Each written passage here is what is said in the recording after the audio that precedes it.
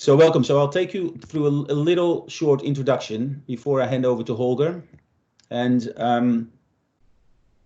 three speakers, as I mentioned, so they've introduced you. And we'll just go quickly through some of the slides. First of all, I think we need to recognize that we are living in a completely new world, and which has been forced upon us, really. It has been very hard, I think, for a lot of you and for a lot of people around the world, really, to cope with these new circumstances, let alone having to deal with health problems themselves. So first of all, we really hope that you're all in good health and following the advice of the Albanian government, which is quite strict, as we've heard. So there's a lot of restrictions, but we also want to say that this time provides a lot of opportunities for all of us in society to kind of deal with this new set of circumstances and look at them as opportunities. And I think more than anything else, the skill set of an entrepreneur, being flexible, adaptable, creative, and innovative, are all skills that are more necessary than ever in this time. So I think with that, we think that the importance of being an entrepreneurial university at this time and prepare for that is incredibly valuable. So I think we should also look at this as an opportunity to really make some steps and some progress in setting this up, not only in Albania, but I think in the rest of the world as well. So I'd like to take you through a few slides on the masterclass number 1, just to refresh your memory a little bit before we go to Holger. Now this is the picture you probably recognize, the pyramid, where we have talked about the entrepreneurial pipeline having 3 different levels. And we started masterclass 1 with the first 2 levels. So we looked at how to activate your student base, how to inspire and create enthusiasm for students and personnel and researchers through a lot of like extracurriculum activities. So that's level 1, and we also talked about level 2 as the educational programs, so more formal programs to look at how to instill some skills, some entrepreneurial skills with your students. And also allow your researchers, I guess, to get involved in some of the programs that you would set up. Now, today, obviously, we'll talk about launching and growing businesses. So this is around entrepreneurship incubation, and we'll have a lot of information around how we have a framework through UBI Global, but also we will tell you a lot of our experiences with ACE in Amsterdam, as well as my own experience in Australia with Sikara Innovation. So that's the program. I'll take you through the agenda as well. This is obviously what we talked about last masterclass as well. And I really hope you have an opportunity to look into this a bit further. HE Innovates, Mathieu, who gave you a run through their self-assessment tool. And again, this is all open for you still. So if you want to make use of that, we really recommend you to do so. Well, this is the canvas that we've presented last time, and we will build on this today. So we'll add another honeycomb on the right of that, so you'll see that a bit later. The first masterclass really talked about the foundation of the Entrepreneurial University, and the blue boxes are the 2 most important elements as a foundation to work on, and culture and mindset. We started with that because it's at the essence of everything you do. You need to have and develop that mindset in your universities and with your students and researchers in order to create the buy-in for an entrepreneurial program. So with that culture and mindset, you also will build your infrastructure. So your structure and your facilities, we spoke about that, and combined, you can actually start to develop activities. So for activation, we spoke a lot of different types of activities, student associations, startup pitch events, and a lot of other events that we spoke about last time. So today we'll build on this framework, and when you go back to your classroom and your work, there will be some assignments as well for you to work with this framework moving forward. Now this is the agenda for this morning. So we're in the middle of our introduction, which is almost finished, and then we'll look at and listen to Holger, who really will talk about the UBI benchmark tool for university incubators. And this is really around best practice incubation in a university environment. So it kind of sets the stage for you, I guess, a level of ambition for you to look at and learn from how the best have been scored, I guess, in their environment. So it's really a framework for key success factors. Then we'll go back to the canvas, like I just showed you, and we'll build on those elements of the canvas.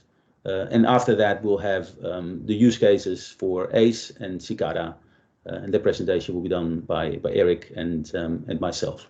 And we probably run out of time. Yesterday we did. We're trying to keep it as tight as possible, but there are hopefully some opportunities for a Q&A at the end. But feel free to ask your questions during the presentation as well. So I think that's where we're at. I'd like to ask Holger to step in and share your screen after I stop sharing, which I've done now. So please, Holger, and take it away with your presentation, please.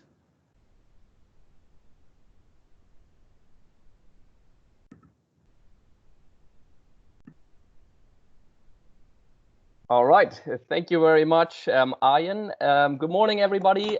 Can you guys see my screen, my PowerPoint presentation? Yes. Fantastic. Yes. Thank you so much for the introduction, Jacqueline and Ian. Of course, as you guys mentioned, it would have been much nicer if we could do this in person in Tirana, in a face-to-face environment, live and in color. But I think, new times require new means of delivery, and we can really walk the talk today. We preach to the startups. They have to go digital. They have to streamline and innovate. So let's do this today as well. Yesterday we had a great session. Let's keep it and hope to top this even today. What I will talk about in the next hour, and let's try to keep this and make this as interactive as possible. One way of supporting student entrepreneurship is running incubation and acceleration programs at your universities. There's a lot of different shapes and kinds of these programs, and I'll walk you through this a little bit, like how to run these programs, why to run these programs, and how to measure your success. Later on, Ian and Eric will show really best practice cases from ACE and Cicada, so that you see how this applies in real world. Ian mentioned, so this is not a in-person meeting, so interaction is somewhat limited, but please always feel free to interrupt me and step in and ask your questions. If you feel a little timid or you don't want to speak up, the chat box is there, so you can always leave your questions there and I'll pick them up as soon as I see them or get reminded by someone that there's a question. And of course, afterwards, I'm happy to do the one-on-ones, to connect on LinkedIn, to have a Skype talk, if there's anything that remains unclear, given that we have not too much time. Okay, without further ado, I'll jump in. And like I said, please do feel free to interrupt me anytime. So what we'll talk about now in this hour is how to assess business incubators and accelerators in a university setting. At UBI Global, where I'm the head of research, we started out 7 years ago with the big question. So what are incubators and accelerators? They were cool, they were new, they were sexy, but few people knew how can we actually differentiate between the good ones and the bad ones. What do the good ones do right, and what can the ones who are not so good learn from these? So we set out to develop a framework to measure the impact and performance of business incubators and to disseminate best practices from these top performers to those who are maybe planning, like a lot of you guys, or setting up or already running an incubation program. So as of today, we have 1,200 members from all around the world, from 90 countries and counting. We even have one from North Korea, an interesting case that we could talk about a little bit later. But yeah, the majority is still located in Europe. We'll see that in a little bit. Then yeah, we work with these incubators and accelerators. We help them to become better, more efficient, more competitive. Of course, we do this in the long run to help startups and their founders. We do also work, and this is something I'll dig deeper in later on as well. We work with corporations. Corporations, everybody probably knows about the case of Nokia. In the late 20th century, they were the #1 producer of cell phones. They slept a little bit too long. They didn't understand that the smartphone will be the cool thing in the future. And they went from being the market leader to a nobody. Other corporations took notice, and they know there's cool things happening. Startups are popping up and developing, disrupting products and services all the time. They want to know where this is going on. They want to collaborate. They want to buy them. They want to buy licenses. So they are really interested in your entrepreneurs, in your startups. And once you have set up your incubators, make sure to build your communication channels with them as well. Then, and this is where you guys come into play, we work with universities all around the world that have exactly the same challenges and see the same opportunities that you see. Of course, you are currently located in a very nascent innovation ecosystem. You might have slightly different challenges and opportunities than more mature ecosystems, but a lot of the questions, a lot of the concerns are the same, and many of the best practices apply equally. And then finally, here at UBI, we also work with government. So we do mapping and benchmarking studies and consultancy for government organizations. So governments have realized, like the Albanian government, that innovation, incubation, startups are relevant for the future and will play a big part in the economies of the future.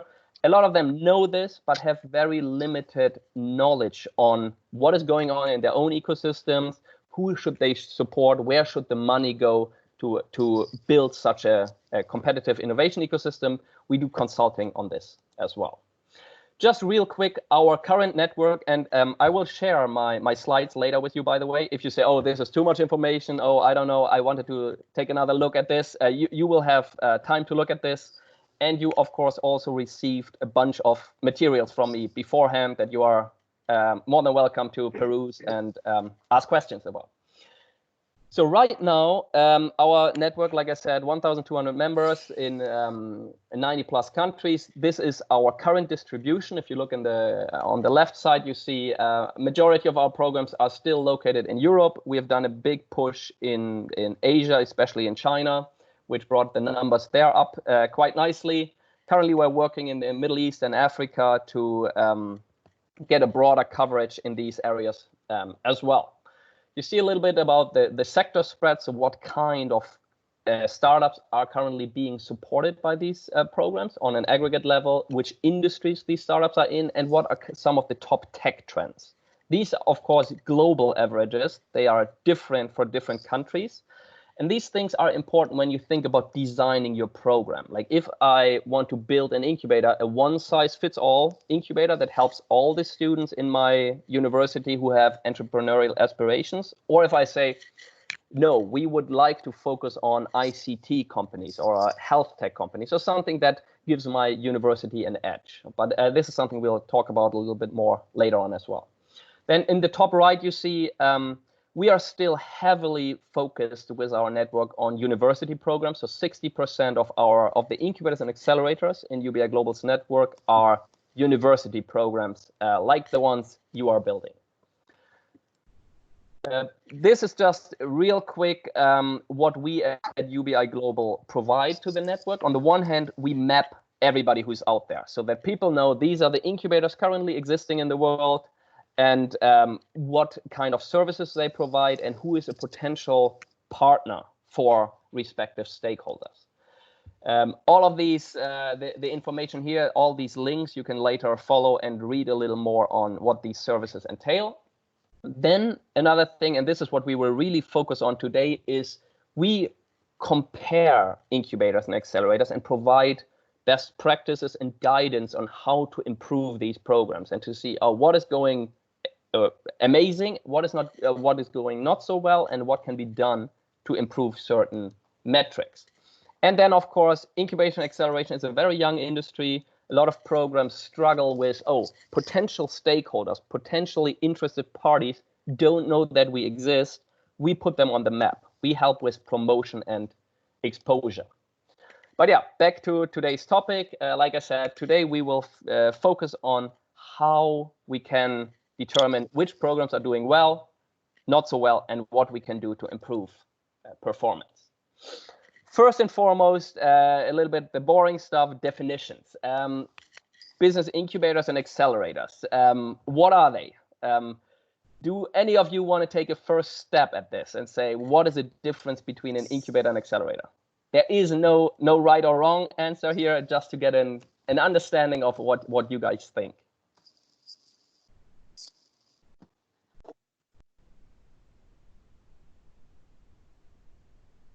Don't be shy, feel free to jump in.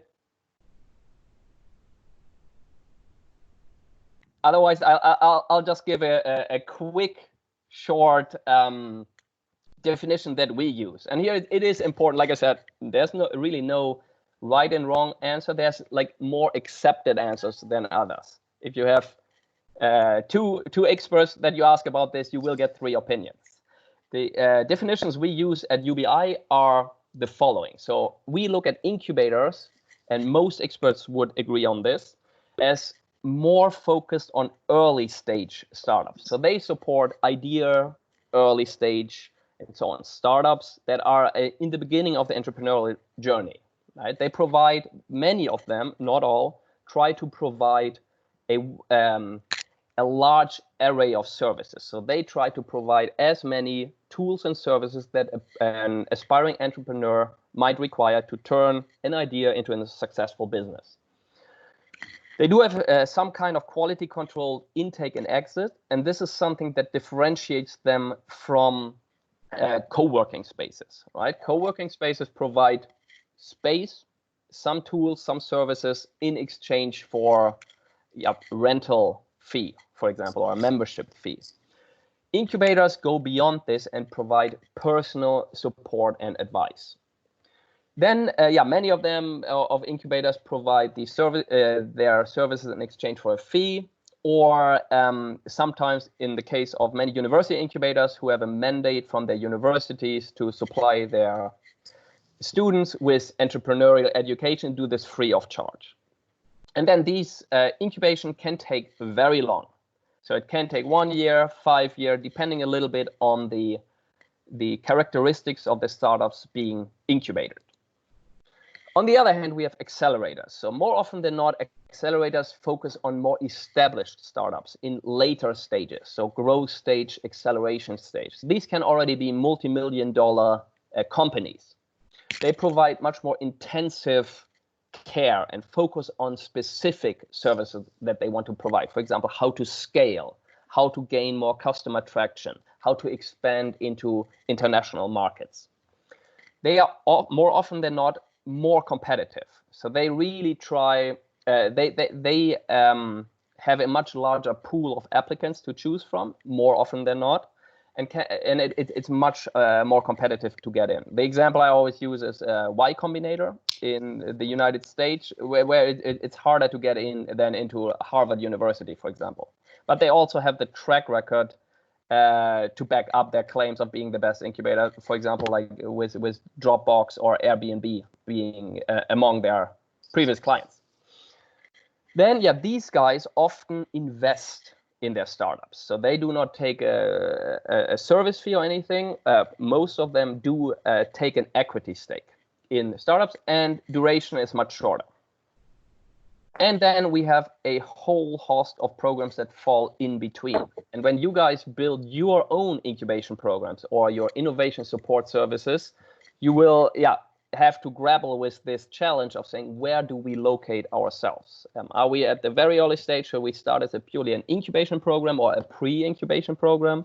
Do we want to start with simply providing entrepreneurial courses? This was one of the great discussions we had yesterday. Yeah, isn't there something we could do prior to starting an incubator? Of course, we can start at a much lower level with activation of the entrepreneurial mindset through education. Good. So these were the differences between incubators and accelerators. Now we go into the groups of incubators and accelerators. All of you, I assume, fall into the university group, so that your universities define the business objectives of your incubators, finance your incubators or predominantly finance them, and operate your incubators. Of course, there are other programs as well. There are public programs that are run by governments. There are private programs that are run either for profit or by a foundation or by some other private entity. And then there are corporate programs like Google Launch Lab or Ericsson Garage that are run by corporate entities that try to gain access to startup success stories and IP and so on. Right now, I'm oversimplifying this. So I'm saying, there are 4 groups. Of course, most programs fall somewhere in between. And this is something you guys will have to evaluate for your own journeys as well. As an example, here in Sweden, we have Uppsala Innovation Center in the University City of Uppsala. It's a very successful incubator. In fact, it's a hybrid program. So I shouldn't say incubator. They provide incubation and acceleration services. And they are a mix of these programs. So they have as their stakeholders the 2 universities in Uppsala, so Uppsala University and the agricultural universities, who provide coaches, mentors, office space, courses, and so on. They have the Commune of Uppsala, which is the municipality of the city that provides financial support. They have private support, so the big businesses like big banks in Uppsala provide free bank accounts for all the businesses, so free business bank accounts as an example. So they have a multitude of stakeholders chipping in. So while I present this oversimplified, most programs fall somewhere in between, even though they have an emphasis on one of these categories. So on the one hand, we have incubators and accelerators and programs in between. On the other hand, we have university, public, private, and corporate programs and everything in between. And this is where you guys will have to locate yourself as well when you create your vision, your mission statement, who you want to target. These are things to keep in mind. Then now it becomes interesting. So we said, there's all these different animals out there. You guys trying to build a program that exactly fits in a niche that targets the right customers. But how do we measure the performance of these programs once we have defined them? Here at UBI Global, like I said, we started 7 years ago to help with this assessment. How can we say who's doing well and not so well? We have come up with a categorization of what is it that incubators and accelerators want to deliver. So on the one hand, they want to generate value for their ecosystem. If you're located in Tirana, you want to help with job creation in Tirana. You want to have startups that locate their businesses in the city, that generate income, that pay taxes in this ecosystem. At the same time, you want to create measurable value for your startups, because every startup has a choice. Joining your program needs to create value to them. Otherwise, they could go it alone, right? If you say we create certain value for startups, you need to be able to measure this. You have to show that the mentorship you provide to your startups actually help them, right? Otherwise, they can say, we have limited resources. We are a small team. We need to get going. We struggle for survival. We need grants. We need funds. If we sit in courses that don't give us much value, why should we be in this program? And then finally, there's the value for program. This is a very important aspect. most programs, probably like your own, you will get some money to start up from the government or from the university, but at some point this might run out. And at some point you will have to be, to a certain degree, self-sustainable. So here we measure the diversification of your revenue streams, the reputation that you have built with your brands, and also how the survival rate of your startups. In these three categories, we have subdivided these three categories into subcategories. I mentioned the value for ecosystems that you would like to provide to your local, regional, even national ecosystem, where we look at how do you enhance your economy and what do you do to stop brain drain from the region. So if you say, oh, we have these really cool, high-powered startups, but the second they leave the door, they go to Silicon Valley or they go to London. Is there anything that we can do to keep them in Albania? Value for client startups, we look at three subcategories. This is competence development. What do you do to help your founders, the individuals running the company, and their staff to become competitive? Access to funds. How do you help them get funding for their startups? And access to networks, so mentors, alumni, like how do you get the right people to meet the right people at the right time? And as I mentioned, the value of the program, so for yourself, how attractive is your program? What do you do to get your name out there, to deliver success stories, and to become the go-to place for innovation? And finally, post-incubation performance. This is really where we look at what do your startups do after they leave your program? Do they all just die, or do they become multi-million-dollar companies? On the next slide, we will see the KPIs that we use to measure these different categories. Here again, my question to you would be, what do you guys think would be some of the KPIs that we should measure? If we want to say, how can we imagine a successful program to look, and what should be some of the key performance indicators that we should take a look at? Anybody want to take a stab on what we could look at? You can mention them in chat as well, guys. Just type it in the chat box. We'll see what comes out.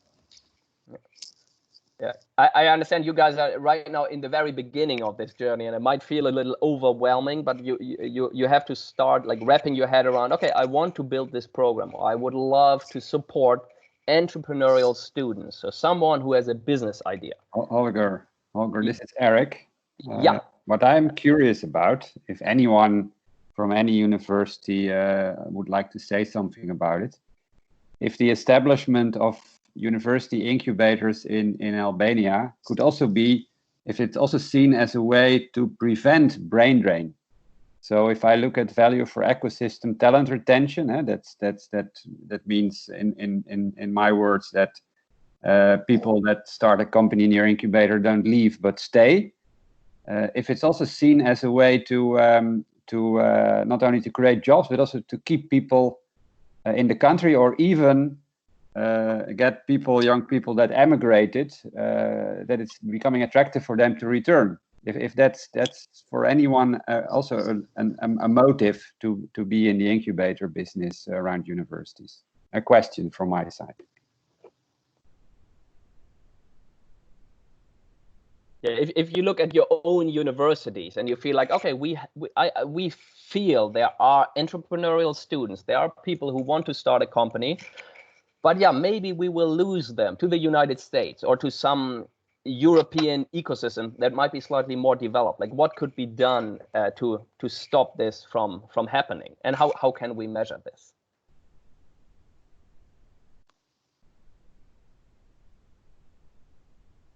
Of course, this is something maybe I can run through these points now that we can later in one-on-one sessions discuss as well. Like if you guys say, yeah, oh, now I came up with something, or I would really like to see how we measure certain KPIs, or some of them are not really applicable to us. Happy to explain this later on in a little more detail. So the KPIs we look at. Well, yeah. There's one question related to the previous slide from Vobona. about the weighting of the indicators. So you have a weighting there, a percentage, I remember from the last slide. Yes. Why are they the way they are? I think that's what the question is. Yes, yeah, absolutely. That is the question. How do you come up with that decision?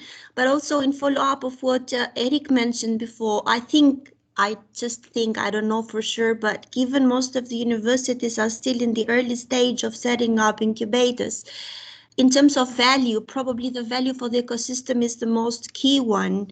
So probably you could elaborate a little bit more on that, so that in their strategy, they also try to become convincing for the government or for other entities as well, that these incubators could actually bring value, not only to retain talent, but also to the economy. So probably you could just elaborate a little bit more on these two items for the value to ecosystem, but also explain how do you decide the weighting and the numbering in there. Thank you. Absolutely. No, these are a fantastic contribution, great question. So, and you hit the nail on the head with the value for the ecosystem. So this category is really to convince stakeholders as well. Like you said, one of the key stakeholders is the government. So if you can show that your innovation program enhances the economy, creates jobs, keeps people in your ecosystem, this is a great way to convince the government to keep supporting you legally, financially, and so on. An example here would be in Sweden. The Incubators and Accelerators did a tremendous job on this, and currently all Incubators and Accelerators in Sweden get 30%, 33% of their budgets financed by the Swedish government, because they made a very strong case on these indicators. They said, we are the future. We are building the next generation of entrepreneurs who will fund and found the new businesses that will drive the Swedish economy. Help us, support us as much as you can. So these are the indicators that are very relevant, very important in the beginning of the system. And here you will probably have to do some lobbying, some convincing, and here it's great to show numbers, right? And we will get into what kind of indicators you can use to convince your governments or the stakeholders, convince your university to show we have actually helped startup X produce Y numbers of jobs.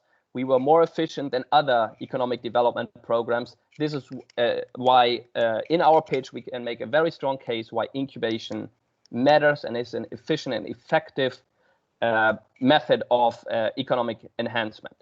With regard to the weights, Valbona, we'll get into that in 1 second, and I have some examples for that.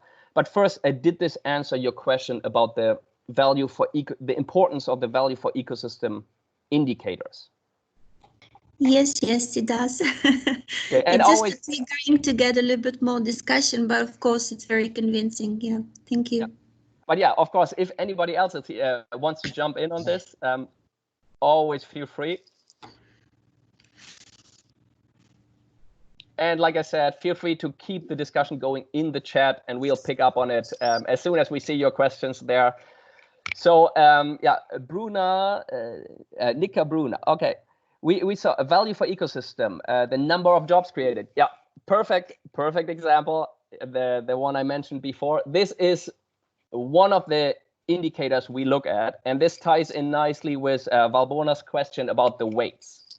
So the number of jobs created. This is an indicator that is very easy to measure, right? Or comparatively easy. Everybody knows what a job is, and we do have an explicit definition on this in the KPI directory that I shared with you, and it's also in the World Benchmark report that I shared with you. So number of jobs created is something we can easily measure, right? You can see, startup X in my incubator currently has 5 employees. This is a distinct number, easy to measure. And this is something most everybody agrees on. A lot of jobs is good, more jobs is better. So it's an indicator everybody agrees on how to measure it and that it is important. This is why we assign a high weight to this incubator, to this indicator. Then there are other indicators. For example, partners. we look at the number of partners you have, and we say, if you have a 10 partners, if you work with Google, with Microsoft, with the government of Albania, with a local bank, this is a great thing. But so this is something we can easily measure. At the same time, people might disagree. They say, okay, quantity doesn't equal quality. One multi-million-dollar partnership with the Bill and Melinda Gates Foundation might be more important than 3 partnerships with local hardware stores. So this is something where it's easy to measure, but it might not be all that relevant, right? So this is why this is weighted down a little bit. Then finally, we have another case. So we have survival rate.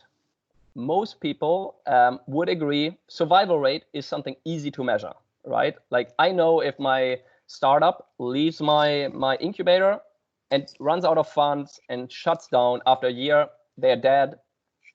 They get a tombstone, that's it. So most people would say, okay, if 10 startups join my incubator and 9 of them survive, that's pretty good, right? I did something right. I helped them to become viable, sustainable businesses. However, not everybody agrees on this. And here, the Y Combinator example that I mentioned before, they have a completely different strategy. They say a high survival rate is not necessarily good, because this means you only take in safe bets. You only take in someone who replicates something, someone who does the next delivery service, someone who tries a true and tested business model. They say, we want the crazy ideas. We want people who are visionaries, who want to disrupt entire industries. And they say 9 out of 10 will die. Most people will come with a crazy idea, but it just doesn't work. The market is not ready. The people aren't ready. They will lose millions and they will die. But they say this is how disruption works. They say 9 will die, but the 10th will be the next Google, the next Microsoft, the next Facebook. So on this indicator, experts are a little divided. So we side with the ones who say a startup success survival rate is good, but we take into account that there is no unanimous consensus. That is why this is weighted down as well. Does this answer the question about the weights, Valbona? Yes, it does. Thank you very much. and this is something that I think Eric will pick up later on in his case study on a presentation on ACE, where he'll show on which side they fall in this discussion. Then, yeah, I'll just go quickly and see on the other questions here. Yeah, the number of jobs created, we talked about that. We can talk about the creating the agro-tourism in our areas for 12 months too. This is a great question here about, of course, and this goes, the question is, we can talk about creating the possibility for agro-tourism in our area for 12-month tourism and diffusion.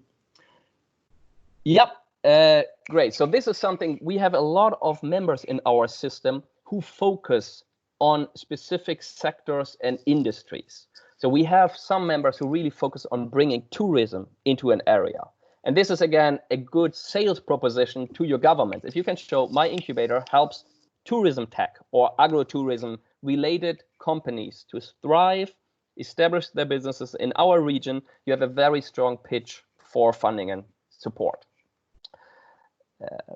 Diana has a great value for ecosystem sales. This is a great contribution. Yes, we do look at sales sales revenue generated. This is the second indicator we have when you look in the economy enhancement subcategory. We look at how much sales was generated by your startups and recent alumni. This is another thing Eric will pick up on.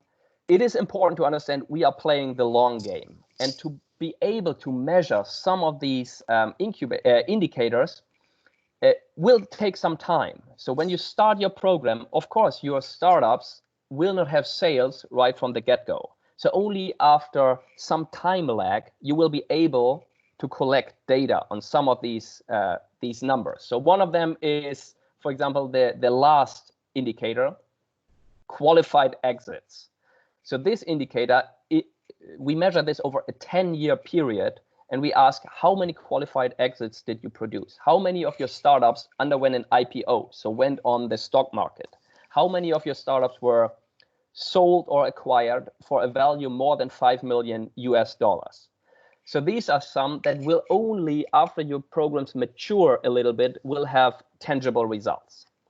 But yeah, Diana, this is an excellent question. And of course, sales is one that you will have numbers on pretty soon. As soon as your first startup starts sales, you will be able to collect numbers.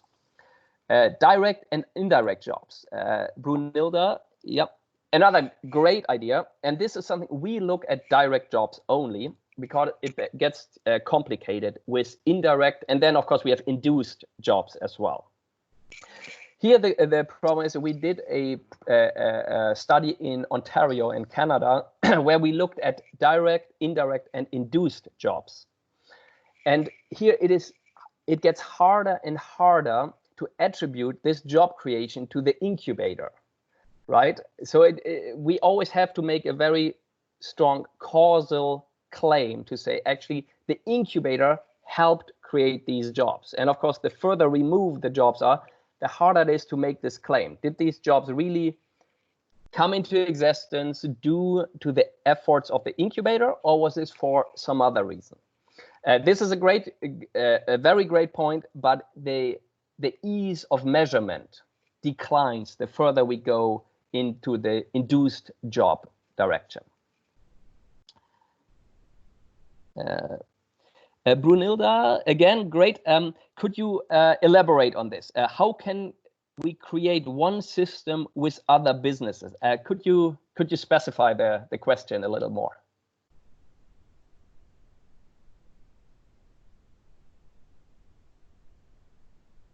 If I understand it correctly, you mean that is this collaboration with other incubators, or is this a system how you get other stakeholders involved?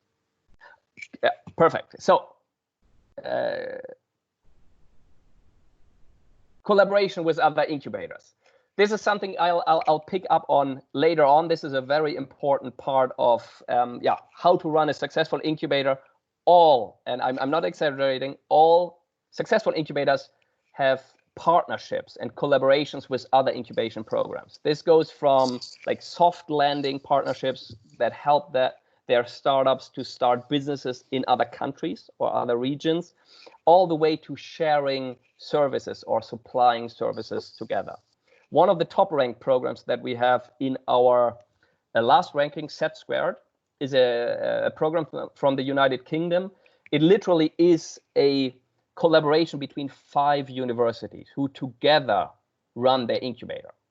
And this is a very interesting alternative for all of you to, of course, consider. There are pros and cons. And yesterday we had a discussion about this as well, of running multi-university incubators. Of course, you have a larger scale, you have more resources, you have probably a larger target audience, but it comes with administrative costs, with challenges, who controls what, who's in charge of the strategy. You might move a little bit slower, but this is an excellent point. And a lot of, not a lot, so 10% of the programs in our, of the 1,200 in our network are multi-university networks. Happy to discuss this further afterwards as well.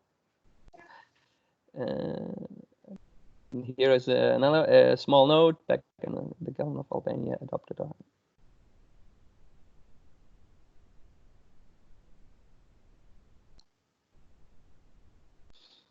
Okay, Diana had another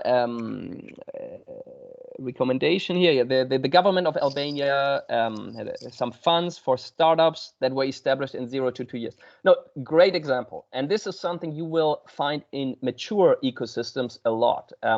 For example, if I can use Sweden as an example again, Vinnova is the innovation agency of the Swedish government. And they provide these kinds of funds on a consistent basis. They do have calls out. So sometimes they say, oh, we only look for ICT startups, and we will provide funds for someone who is researching X or Y or developing a service for them. Right now, we have these calls out for Corona, right? Any startup that provides any kind of services that help, like on the medical side with fighting the coronavirus, on the economic side to soften the economic blow of the virus, on the social side, on the interpersonal side. So, for example, there's money available for startups who provide services that reduce domestic abuse and violence. So these are things that we see on a continuous basis, that the government provides incentives that the private market or that the investor community might not provide at this point. So an excellent point. So a lot of governments step in and provide incentives for startups.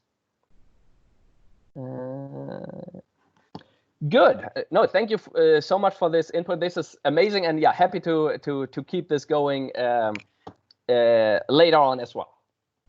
So here now we have the KPIs that we look at in different verticals, in different categories and subcategories. Of course, we didn't come up with these by ourselves. We have a research advisory board that always helps us to stay up to date with the latest research, to say these KPIs are important, these KPIs are outdated, the weight of this KPI is too high, too low. So we are in constant consultancy with these guys. Now we want to get into, what do we get out of this? We get all this data on these different KPIs. What do we do with that? So what we provide to our members is a analysis of the KPIs. So we show this is where you did really well, this is where you did less well, and these are some things you can do to improve. So on the one hand, we rank the programs, like I mentioned, the really good ones we put out there and we promote what they do. We provide best practices about we interview every single CEO or director of these programs and ask, okay, how did you pull it off? How did you get your students interested? How did you help struggling students to start successful businesses? Some of these interviews you can read in the best practices reports that I also shared with you guys prior to the to our class today. If anybody has problems accessing these reports, hit me up and I'll see what I can do. And then finally, we have the World Benchmark Report, which is an aggregate overview of some of the results and best practices from these studies that we run. Out of these studies, of course, we find some of the major challenges and the opportunities and the best practices that the world of innovation encounters today. So in the three categories that I presented previously, here are some of the core challenges encountered. So on the one hand, we have changing circumstances. This is something that programs in nascent innovation ecosystems encounter more than in more mature ones. Like I mentioned, right now in Sweden, the government is committed for long-term innovation, incubation, acceleration support. In other countries, my example yesterday was Venezuela. This is very different. So we have members from Venezuela who say, oh, right now we can't even collect data. We are literally in a civil war. We don't have electricity. We cannot provide, we cannot execute on these deliverables that we promised our ecosystem. Others suffer from insufficient stakeholder education, interaction, and collaboration. Yesterday we said, oh yeah, in Albania, the state of the economy is still that big corporations or the leaders of big corporations have not yet realized these opportunities that lie in startups and the opportunities that come with sponsoring an incubation program or providing funding or serving as a mentor for incubators. While here in Sweden, I mentioned the example, the founder of Spotify, one of the big startup success stories that came out of Sweden. He is always happy to grab a lunch or a coffee with any student who asks. So here the hierarchies or the mindset is very different.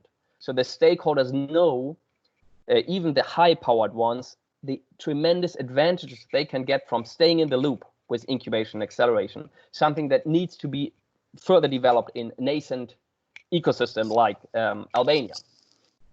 And then, government support, something that we discussed yesterday as well. We need to create awareness in governments that they understand how important it is to get into the innovation game early on. And something that nascent programs, innovation ecosystems still struggle with.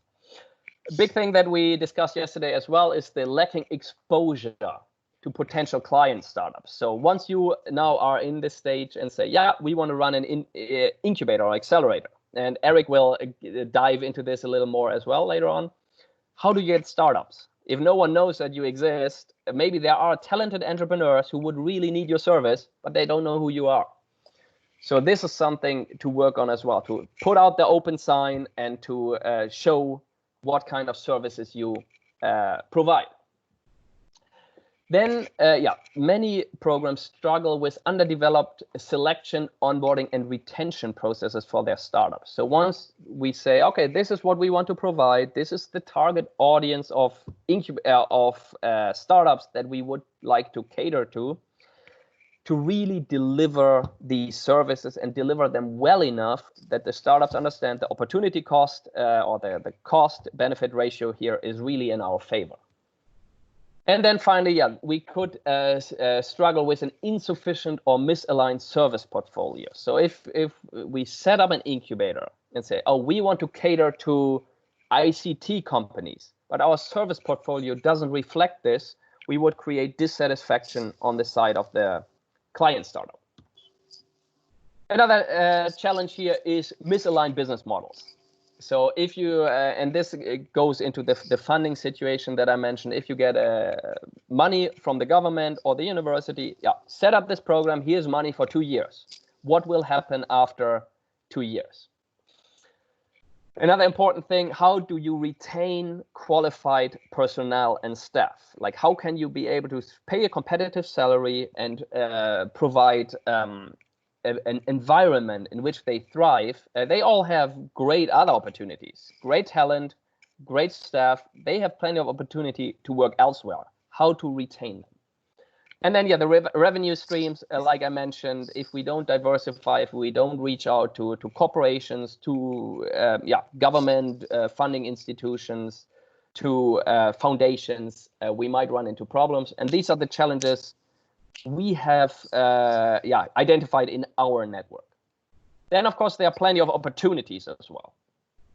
On the one hand, internationalization. And this is something especially for a small country like Albania that we always have to keep in mind. Similar in Sweden. In Sweden, we have 10 million people, a little more than Albania, but it's just a way too small market for a startup. So the startups that are usually created in Sweden, they don't deliver products and services. They don't develop products and services for Sweden. They develop products and services for the world, right? I mentioned Spotify as an example. They go out and say, we do this for the world. And they have this mindset. And the incubators and accelerators help with setting up partnerships with incubators, accelerators, corporations, anybody who can help their startups to be successful on a global scale. Research commercialization. This is especially important for university incubators. So this is where they help with like collaboration with technology transfer offices, for example, to help not only students, but also professors to commercialize their research, to leave the academic world or to align their academic ambitions with entrepreneurial and commercial ambitions. Then entrepreneur diversification, 20 years ago, and to a certain degree, even today, entrepreneur or the stereotypical entrepreneur is male, young, and relatively wealthy.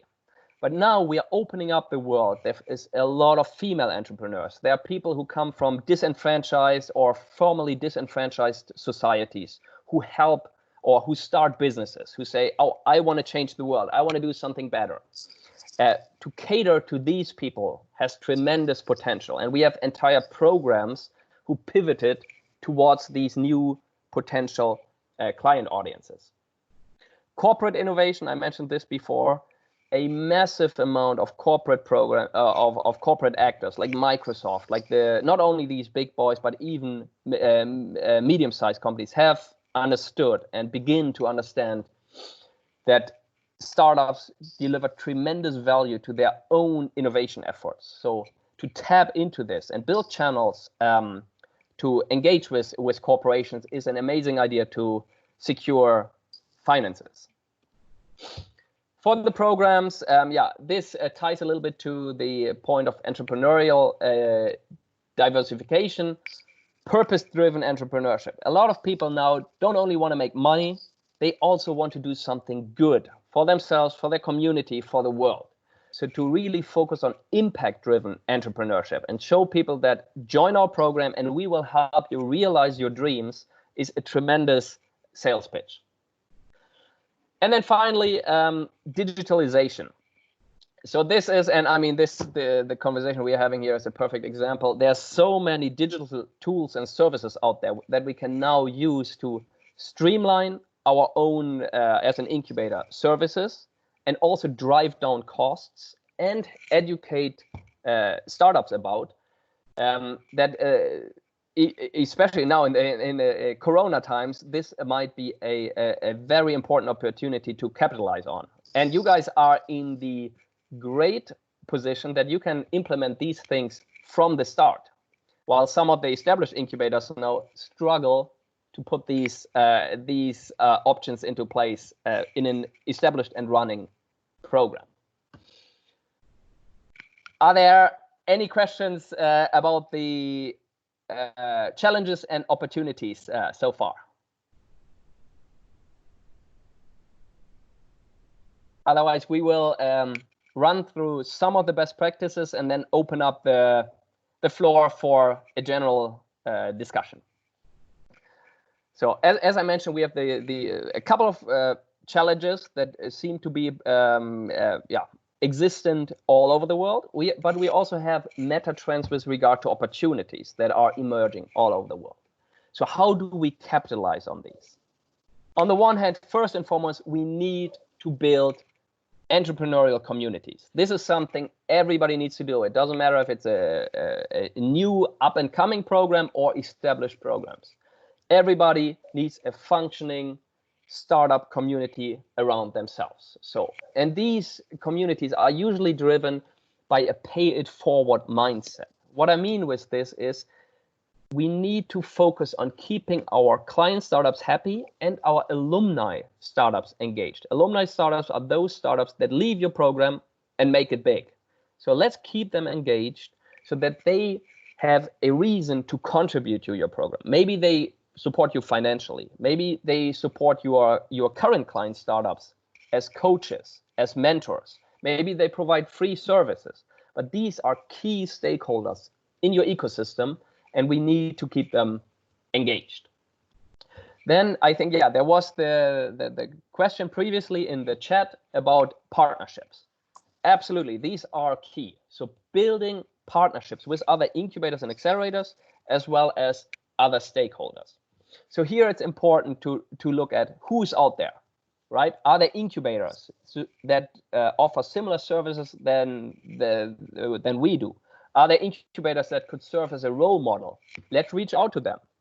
Put a great offer out there, what they can gain out of a collaboration, and capitalize on the opportunities. So there's incubators, accelerators. There are industry associations like INBIA, like UBI Global, that can offer value. There are investor networks that we need to tap into. And of course, there are corporations that are eager to work with you. Which brings us to sponsorship agreements. This is something, of course, that you can only capitalize on if you are allowed to. There are some universities who do not allow their incubators to embark on these kinds of collaborations. Otherwise, it is a fantastic way not only to build your brand, but to bring in resources as well. If Microsoft agrees to be the main sponsor of your incubator and to deliver, I don't know, free access to Azure for all of your startups, these are tremendous propositions that you can integrate into your unique value propositions to your startups. Then you need to be, and I think this is key, a purpose-driven evangelist of change. You have to be the one, to paraphrase Gandhi here, the change you want to see in the world, right? If you say the future's entrepreneurship, you have to live up to this. You have to create a vision and a mission that startups can aspire to. They have to see you yourself as a lean, mean, agile organization that practices what it preaches. Here also to build a feeder system. So you want to have your program, this is a medium to long-term goal, that you become the go-to source for innovation in your ecosystem, where people say, I have a question about entrepreneurship, about startup, about entrepreneurial careers, that it's your program that becomes one source, hopefully the dominant source of innovation, of information and intelligence. And then finally, and this is of course our favorite baby at UBI Global, track what you do, like measure what you do. Use data-driven insights to evaluate your strength and especially your weaknesses, and then realign what you do. If you measure something, you figure out this is not working. Why is it not working? Do we need to do something else? Here it's important that you really define a core set of KPIs that you routinely and systematically measure. You can, like I mentioned, UBI Global has a set of KPIs that you can look into. But if you say, oh, nice 21 KPIs, but 7 of these really do not make sense to my specific situation, fantastic. This is all we want, that you think critically about these KPIs. Like I mentioned in the chat, jobs created probably is an important KPI for us to pitch to our governments. By all means, measure them. If you find a KPI that is irrelevant for you, take it out. In the beginning, it's great to measure more things, but very soon you will see, oh, this is really not relevant to us. Let's cut it. So in the long run, you want to end up with a clearly defined set of KPIs that help you improve your businesses. In this respect, here's a smart quote about measuring. And if you don't measure, you will not understand what you're doing. You need to measure the impact of measures that you, or of activities that you implement. If you hire a coach, if you hire a mentor, you need to measure what they actually delivered to the client startup.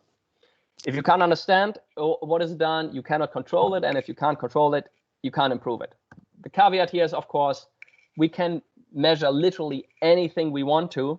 We have to be very specific because even measuring consumes resources.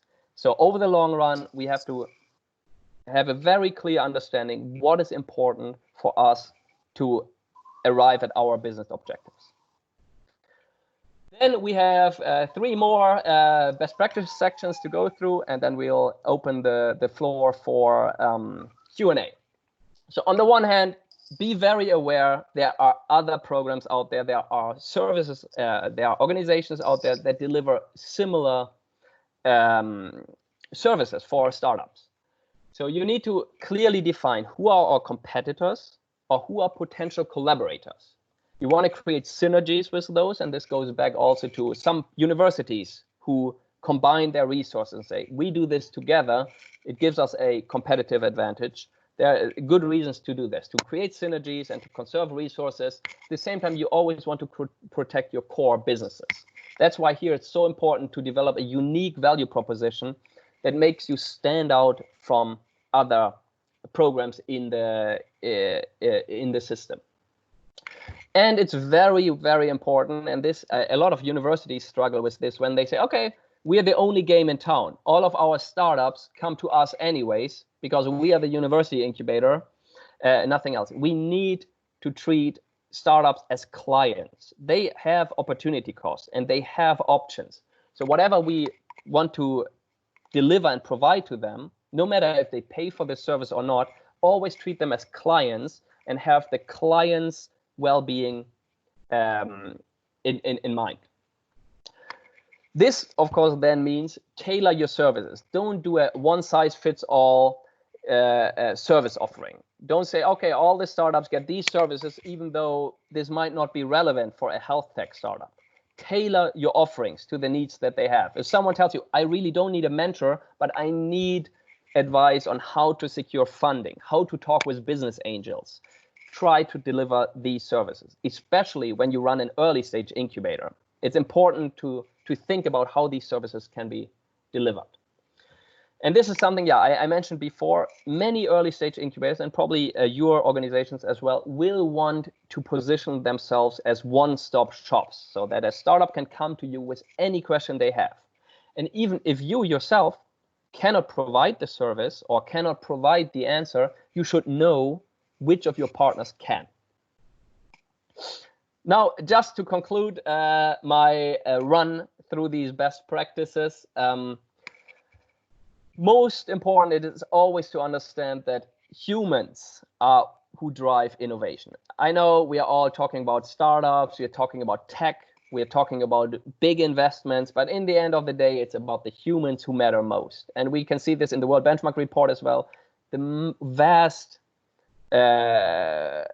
biggest part of the budgets that incubators and accelerators around the world spend is not on seed funds. It's not on some fancy building or certain tools or labs. It's on HR. It's to hire and retain the right people, to provide them with a compelling reason to work with you and help you deliver on your vision. And in this respect, it's very important not only to provide business support and tech support, but also psychological support. Starting a company is very, very hard. It's the long game. You will have a lot of setbacks, a lot of defeats. And here is where the dividend of support is the strongest. And this is what we see throughout our studies. The people who get most money, most support, most gratitude from their alumni are always those programs who went the extra mile and helped individual founders when the going got tough. I think this is the key to keep in mind. And this goes back to also how to treat startups really as clients, like help them survive economically, but also help them do well psychologically. And this is where, I would like to stop my run and would like to open up the floor for Q&As. Thank you so much, and I'll take a quick look at the chat as well, but feel free to speak up. Thank you. Thank you, Holger. The chat's gone wild, so there's a lot for you to catch up on. There's a lot of conversation there, which is great. Please drop in for any questions at this point in time, either through the mic or chat, please.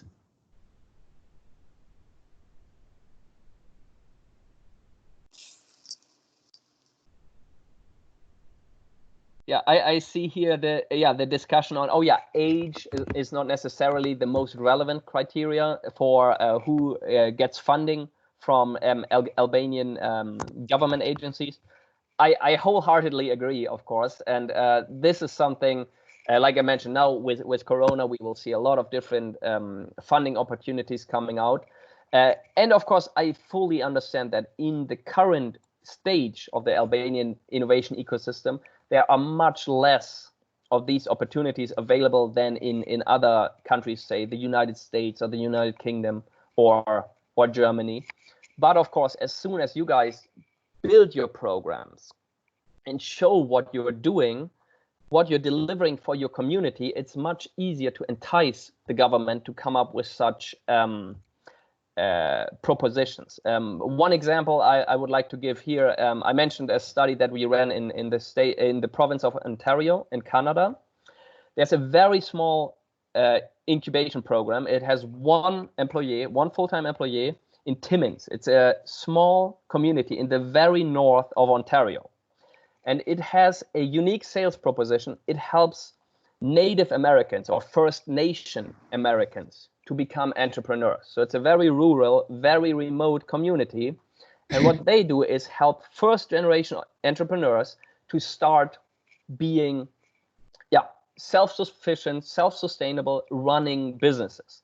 And they have a very different pitch. They don't say we build the next Amazon, the next unicorn. They say, no, we help people understand how to run a business, how to run a barbershop. I saw Valbona mention a barbershop as a example here. This is literally what they did. They just told the government, we are here in a community with very high unemployment, with relatively low levels of education and even lower levels of entrepreneurship education. People do not know what an entrepreneur is. People do not know what a startup is. So what we do is we help these people understand a new career path, and we would like the government to fund this. And they were extremely successful with this pitch and have been running this for a couple of years now. So there's always opportunities, of course, for you to create or to entice the government to open such funding opportunities with a strong pitch, ideally supported by numbers that you can provide. So in Masterclass 3, thanks Holger, in Masterclass 3 we will talk about the wider ecosystem, and all those stakeholders will actually be part of that. So we'll talk about government support, we'll talk about corporate partnerships, and we talk about a lot of other stakeholders that play a really key role. And we know that the topic of today, incubation, has a lot of linkages with the outside world. And in order to be successful, you need to establish those partnerships. And so that's definitely something that will come back in the third masterclass as well. And I saw here as well from Diana another great point. So triggering corporate interest, corporate involvement and investment. Yeah, and like I mentioned, we discussed this yesterday as well. That some participant mentioned, in Albania it's an early stage of capitalism. The mindset is not yet evolved, so this ecosystem doesn't exist yet. And here a couple of programs run, of course, very different strategies. For example, if you are an incubator and if you set up an incubator in London, in the United Kingdom, you do not have to think about this. The local corporations, the international corporations, they are aware of this. They know the payoff, the dividend.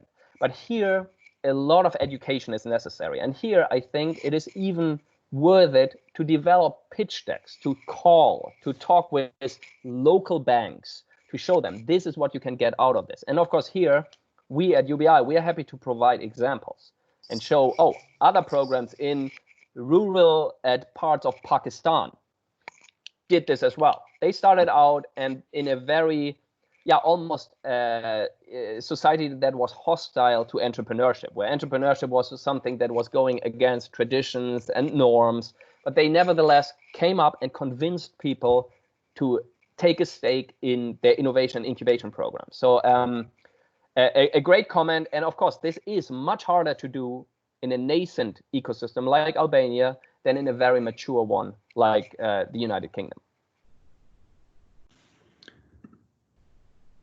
All right, Holger, thank you very much. I think we should conclude this part of the masterclass.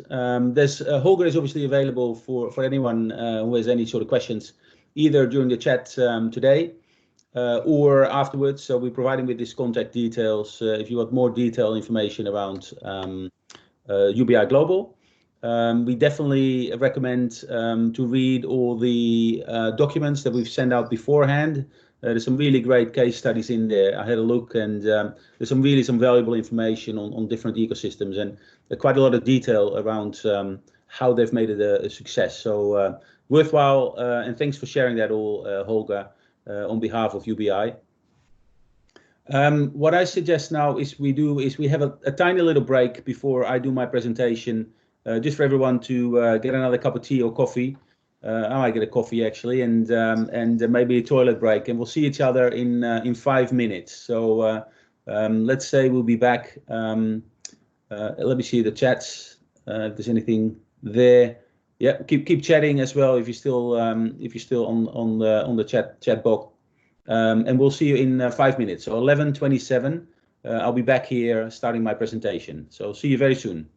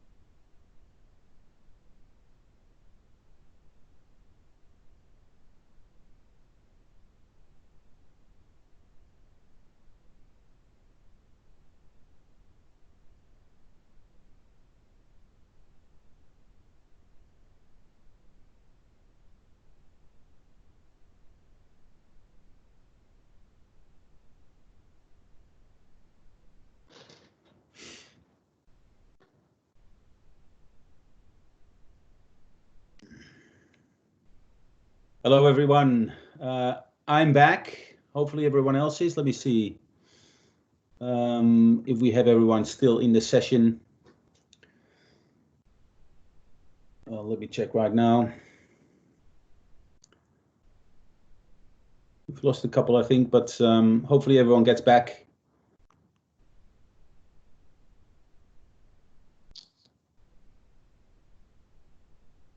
All right.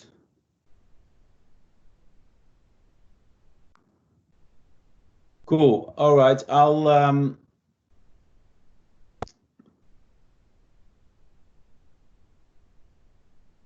have a look at, sorry, I'm looking at the chat at the moment to see whether there's anything there. So it's great conversation have been moving on. So that's fantastic. So what I'll do now, I'll just assume that everyone is back in the session, and let's keep going with the session right now. I'll share my screen, and then we'll head off. And the next 15 minutes, and won't be much more than that, I'll talk you through the model that we have been building up over the last masterclasses, and we will continue to do so over the next masterclass as well. So in the middle, and we're building this model where you can find all the elements that are relevant for building an entrepreneurial university. So the first, as I mentioned, the first 3 building blocks have been assessed in the first masterclass, and we're now adding one other one. And you see the one on the right, which is also a green one. So the color coding is really around foundational capabilities in culture and mindset. So something from the heart. Then we have the structure and the facilities, which is really the infrastructure for your entrepreneurial universities. And those two are kind of strong foundation that you build your activities on.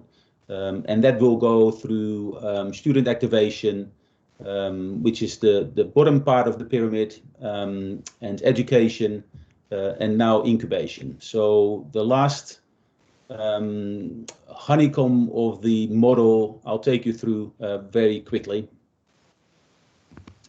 And let me see. Here we go. So I'll quickly take you through the elements of the incubation part of this model. And the reason why I do it very short is because Eric will talk a lot about how it's been used in ACE, and they will give you a lot of examples of how it can be done. And I will touch on some of the elements as well in my presentation later on.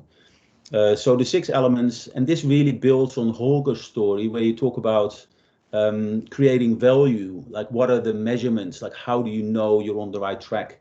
And this tells you kind of what to do. So if Holger's presentation was more about the effect you try to achieve, this presentation is more about the building blocks and the activities and structures that need to be in place around incubation.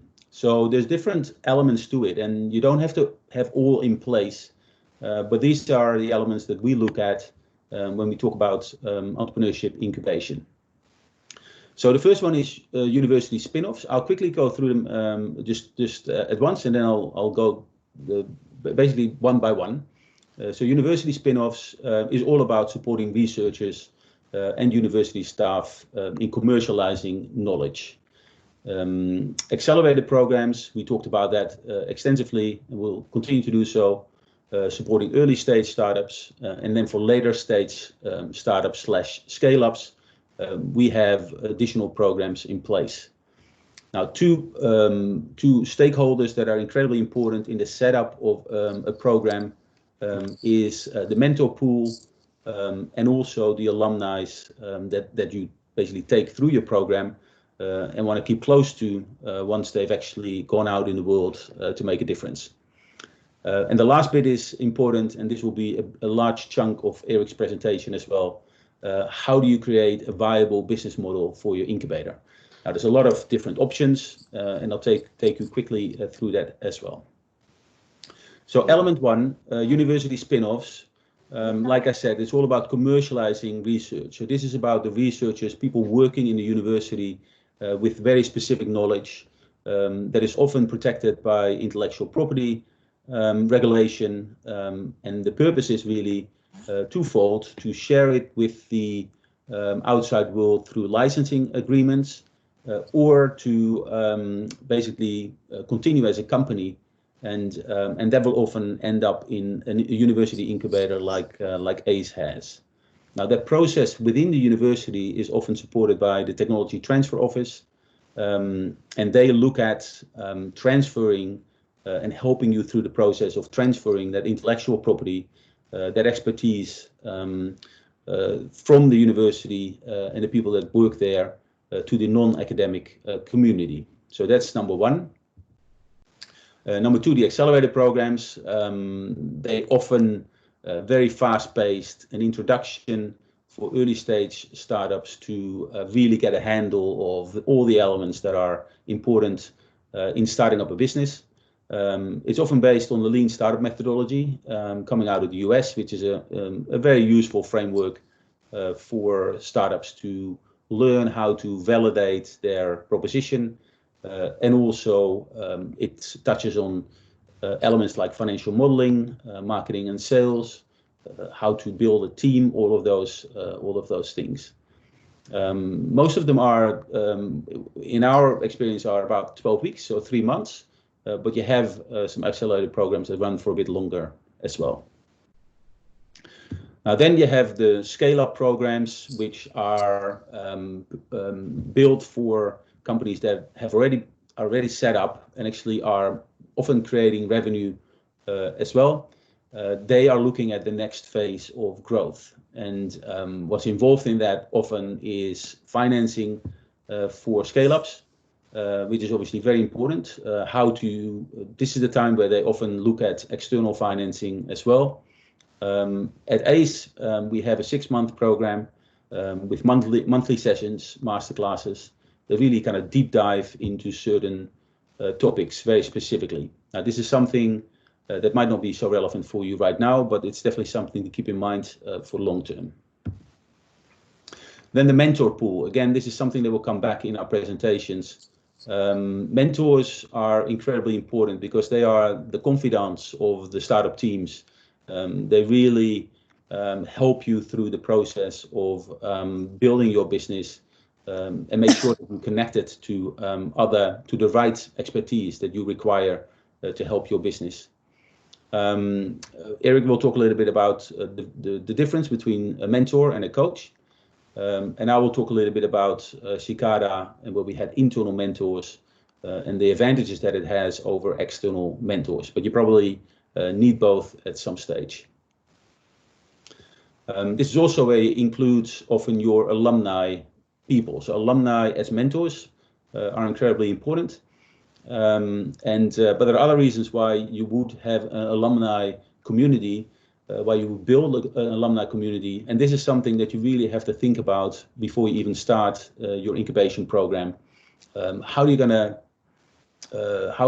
connect? How can you stay connected to your companies that are going through your programs? Because they are an incredibly valuable source for the people that come into your programs to actually learn from, but also as an inspiration, like they show what's possible if you can build successful companies. So inspiration, mentoring, coaching. They have often connections into the corporations they might be working with, or the corporations that they are working. So really, there is a lot of value in creating alumni program. And last but not least, we've seen situations where really successful alumni coming back to their community where it all started, and give them financial support or run some of the programs. So we can't really overstate the importance of alumni in your model. The last element is a very interesting one, and we'll talk more about it today, and probably as well in our one-on-one conversations later on. There's different ways to fund your model, and it's important to think about how it can run in the long term sustainably and viably with a proper financial model underpinning your activities. And there's different ways of doing that. Erik will talk about ACE and how they've done it, which is mainly based on revenue share. At Cicada, we had basically a combination of a lot of different methods. We rented out space, for example, to companies. We had fee for services. I'll talk more about that later.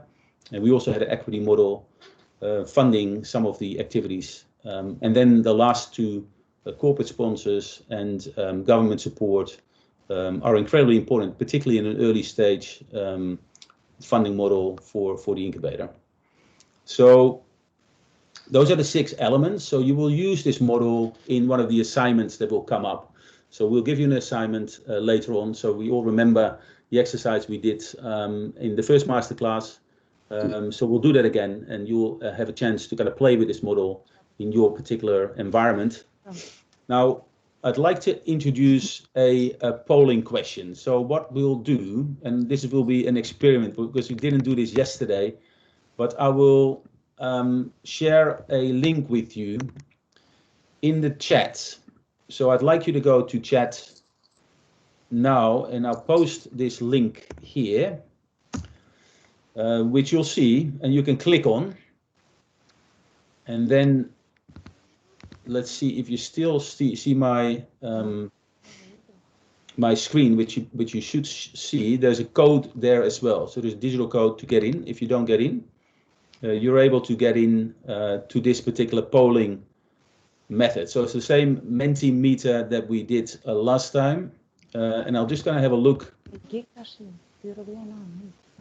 if it works for you guys. And the only way for me to show that is actually if we have my live environment here. So there you go. The first question is around where do you feel your core strength is, the area with the highest potential. So I'm going to switch off my presentation. Again, I'll see whether I can share my other screen.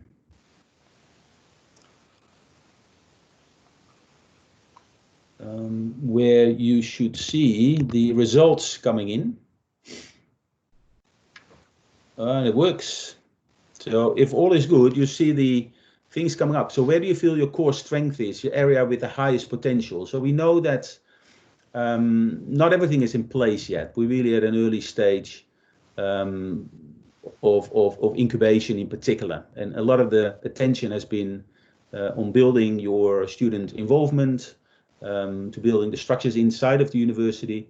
But this is something that I think you should be aware of. So it's very interesting to see that a lot of you feel that the university spin-offs is really a unique area where you can really stand out, I guess, in the rest of the startup community in Albania, which I guess makes a lot of sense. So that's great. Thanks for sharing that. If has anyone problems with the, it doesn't seem to be, like everyone seems to be in there.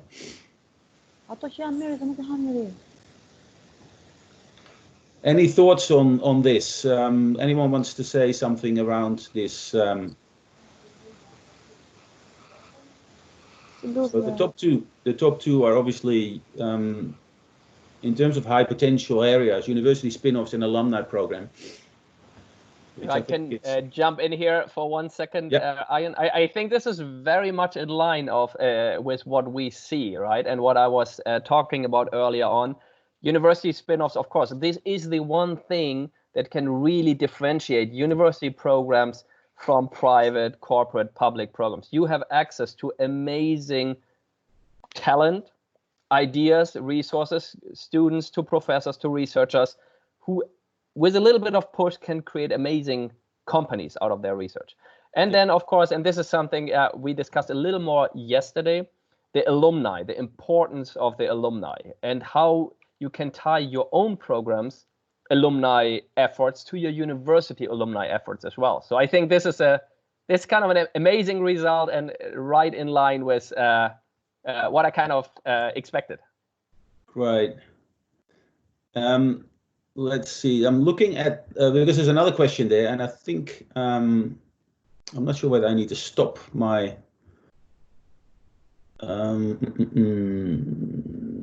Can I go to the next slide? That's what I'd like to do. Oh, here we go. This should be coming up now. Next question, and that is if I share my screen, but you can see it on the yeah. So there's another question there. So if you go, and it should be possible right now. There you go. So this talks about, okay, so which area do you need help right now? So in which area of those do you see your immediate needs at this point in time? Again, the 6 same categories come in. So where would you like to start, and where do you feel that you need help?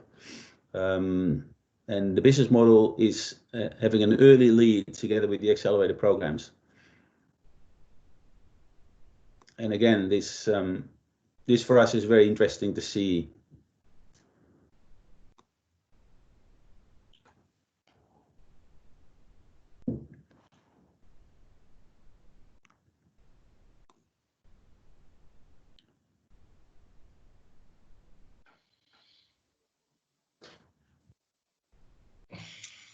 So here people need a lot of thinking, Arjan. It's a difficult question, is it? It's a difficult question. Yeah, you got to pick only one. I think it's you're not allowed to do multiple things. So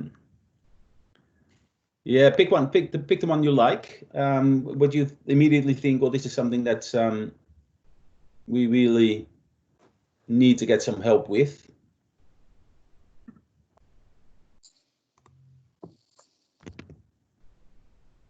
And it's coming in. So is everyone having problems with the selection? You can put it in the chat if you don't have any sort of opportunity to fill it in. But I think we're probably drawing to a conclusion. Here we are: accelerated programs and incubated business models, and university spin-offs. Those are the 3 categories that have been mentioned. And 14, 17. There's a few, probably a few left, but not many. We still need a call from. But that's great information. Again, it's definitely something we can address in our one-on-one calls. So thank you very much for filling this in. We'll be sharing this information. There's also a little test for us to see whether this type of polling would actually work within the session. So I think that worked really well. Thank you very much. I'll stop sharing my screen, and I'll give the word to Eric, who will talk about the ACE business case. We're at 11:45, so I'll give Eric at least 45 minutes to go through that. So take it away, Eric. Thank you, Arjan. Can you see my screen? Or not yet? Yeah, I see myself. Very disturbing, Eric. All right. Is that better? Yes, better. Yeah, much better.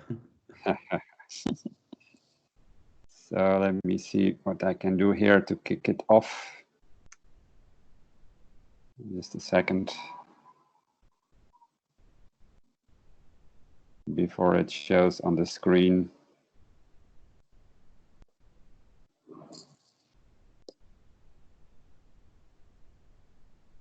Very slow computer. You see it's thinking, it's working, and there it is. So good morning, everybody.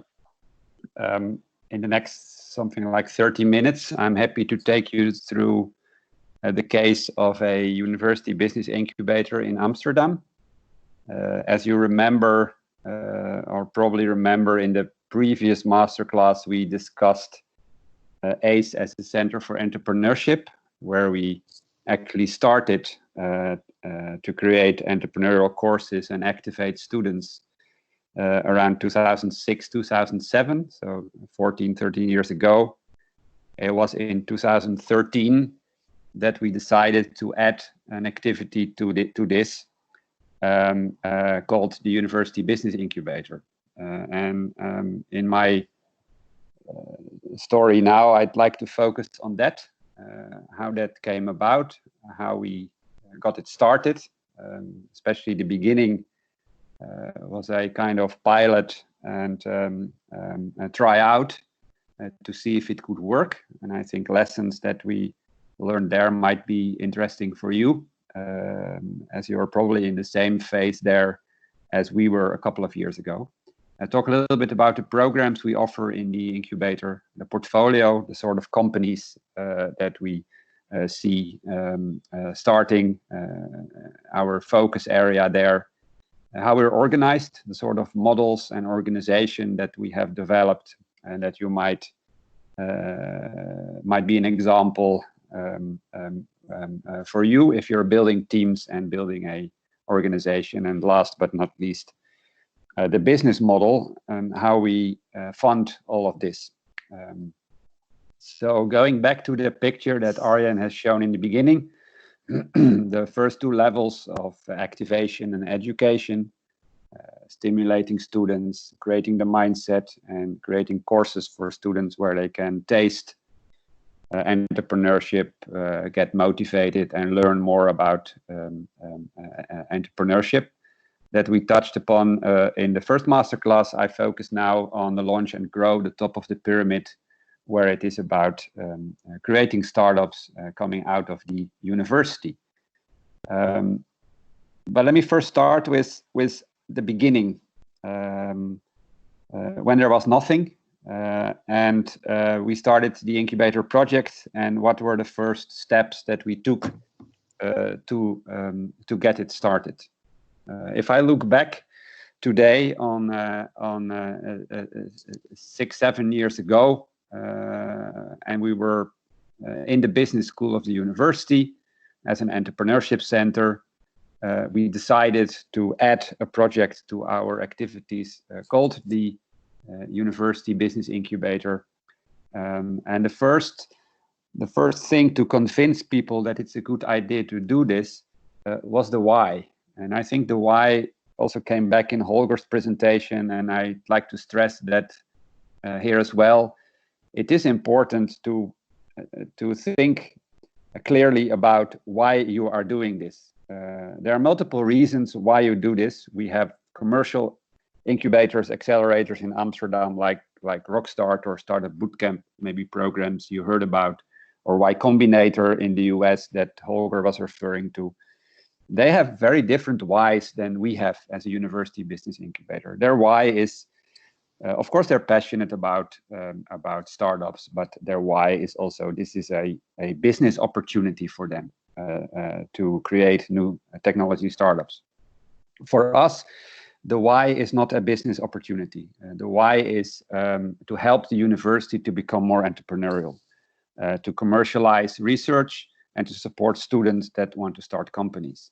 And the why was given to us by external reviews organized by the City of Amsterdam, where universities were praised for teaching and research, which was of a great level and importance to the economy of the city. But they were not so much praised for the fact that there was hardly any infrastructure to support startups coming out of the university and create economic growth and new jobs. And that was our why, because that's what we said, okay, if this is the case, and if this is what our environment and our most important stakeholders tell us, we should start a university incubator and see if we can create more jobs and economic growth by getting more new companies out of the university. So that's the why that we started, and I think it's important to stress that because people need to understand why you are doing this.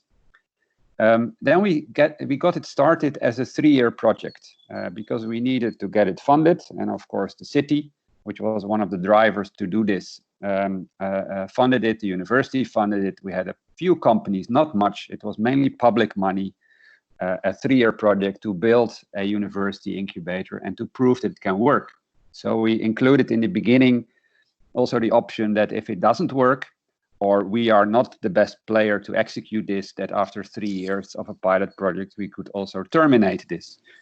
It was not a forever activity. It was a 3-year project, which was funded by different stakeholders, and we got started as still being part of the business school of the university. And in the team, we needed to recruit people to run it and to build it. And that's also what we did, very lean and mean.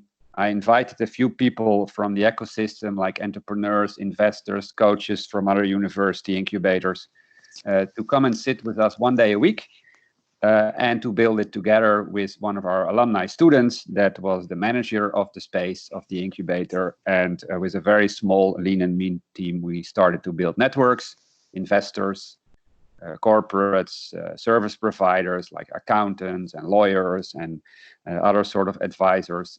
And we started to phone, really literally phone the departments of the universities, teachers, student associations, and telling them that we have this opportunity for startup ideas, and if they would be interested to see if they know anyone in their surrounding environment that could join the program. That's how we started, how we created a team. And finally, we also wanted to have a space where the startups could receive training and support, and where they could also have their first office. And then it was the university that was very important to us, because they said at the Department of Astronomy, we have an attic which is empty. It was, I think, about 500-600 square meters, and you can use it until we need it for something else. So that's how we kicked it off in the first year. A clear reason for people to understand why we do this, lean and mean, as a project that was funded by university and public money and a little bit of private money, and just starting building networks and reaching out to the different departments and classes to see who was interested to join our program. That's what, when I look back, when I look today, and the sort of programs we have in place, we run two programs. We have a start program and a scale program. And the start program is from 0 to 250,000 euros of revenue. And the scale program is beyond 250,000 euro of revenue and an ambition to scale. I will focus today not on the scale program, because I think it's less relevant today, but I'll focus mainly on the incubation program, the start program, ready to start, as we call it. If you look at the Ready to Start program today, we have 3 building blocks there that we have created. And what you probably see in my presentation is that creating that program is not higher mathematics. It's not that complicated. If you copy paste what we to a large extent did as well from others, more experienced programs, basically all the university incubators have more or less the same program in place. They use different names, different words. Maybe it is a little bit differently framed, but altogether it is very, very comparable what they do. So benchmarking yourself to existing programs is not a sin, and it's a good thing to do to get inspired for building your own programs. Our program, like I said, consists of 3 blocks. We have an Explore program, we have an incubation program, and we have a demo day. And the Explore program are 2-day programs. It's 2 days for master students, PhDs, young researchers that are interested to explore the possibility of starting a company. It is inspiring, it is supportive in exploring the possibility. It's for free, it's open to anyone, and we run it 10 to 12 times a year. So probably every month there is an opportunity for people to join an Explore program and see if incubating a company is something they would like to do. So the Explore program is a teaching program, but it's also a very much of a marketing tool for us to reach out to the different departments and invite people to join our activities. And in the middle, the incubation program is the core of what we do. It's the twice a year. Today, twice a year. In the beginning, we had it once a year. Today, we do it twice a year in April and November. A round for the best 10 ideas, very early stage, just an idea, no business yet, most of the time, not even a company yet, but just an idea to start a company, and we can incubate them in a 3 months program. And during the 3 months, we will help them and support them to build a company or discover, which also happens in a lot of cases, discover that this is probably not a good idea after all. And there's nothing wrong with a startup idea that you, after some time, discover that it's maybe not a good startup idea after all. And last but not least, the demo day, which is something that we introduced 2 to 3 years ago, where we have every year in September the best startups on stage. We invite investors, innovators, government people, stakeholders from within the university, and provide them with an audience to get further into our network. If you look at the Explore program, the 2 days, they basically are built in the same structure. There's an introduction. What is entrepreneurship? What is lean startup? How does business modeling work? There's an entrepreneur, sometimes 2 entrepreneurs, often alumni from the program that share their lessons as a startup founder and what they have learned and what advice they can give to people that are considering to start a company. We do some problem validation. People come in with ideas, or if they don't come in with ideas, we try to help them to formulate ideas. And in day 2, we go a step further, looking at funding opportunities, how to go to market, pitching your idea. And at the end of the 2 days, they pitch your idea to a panel of entrepreneurs, investors, people from the network. They can win a little bit of prize money, and it's fun, but it's also an opportunity for us to see if the most interesting ideas can go into our incubation program, which is the core of what we do. The 3-month program, one in the spring and one in the autumn, twice a year, and we try to select around 10 of the best startups idea in that program. Our sweet spot there is masters and PhDs, young researchers, but it doesn't mean that we don't allow others like bachelors or alumni if they have a great idea and we believe in that idea. But the most important message here is, like Holger explained, the difference between accelerators, incubators. We feel that we are more in the incubation space and less in the accelerator space because we focus really at very early stage startups and innovators that have ideas to kick off companies. The structure of the program in the incubation is, like I said, 3 months. It is mentor driven. There's a lot of training involved and a lot of connecting to the network, and it consists of a week that we kick off full time, 5 days, a crash course in entrepreneurship covering all the aspects and seeing if the idea that people come in with is a valid idea. So there's also a lot of validation there, talking to many mentors and people in the network to explain the idea, get feedback. And after the first week, when they have their pitch deck in place, we're going to validate it for another 11 to 12 weeks. They come to the campus, to our incubator 1 day a week for workshops, mentoring sessions, investor meetups, etc., etc. So this is a little bit of the structure of the 3 months program. And the last block of our Ready to Start program is our demo day. Like I said, that we introduced 2 years ago, once a year, and we are moving it to twice a year. And here you see some pictures that give an impression of the demo day itself.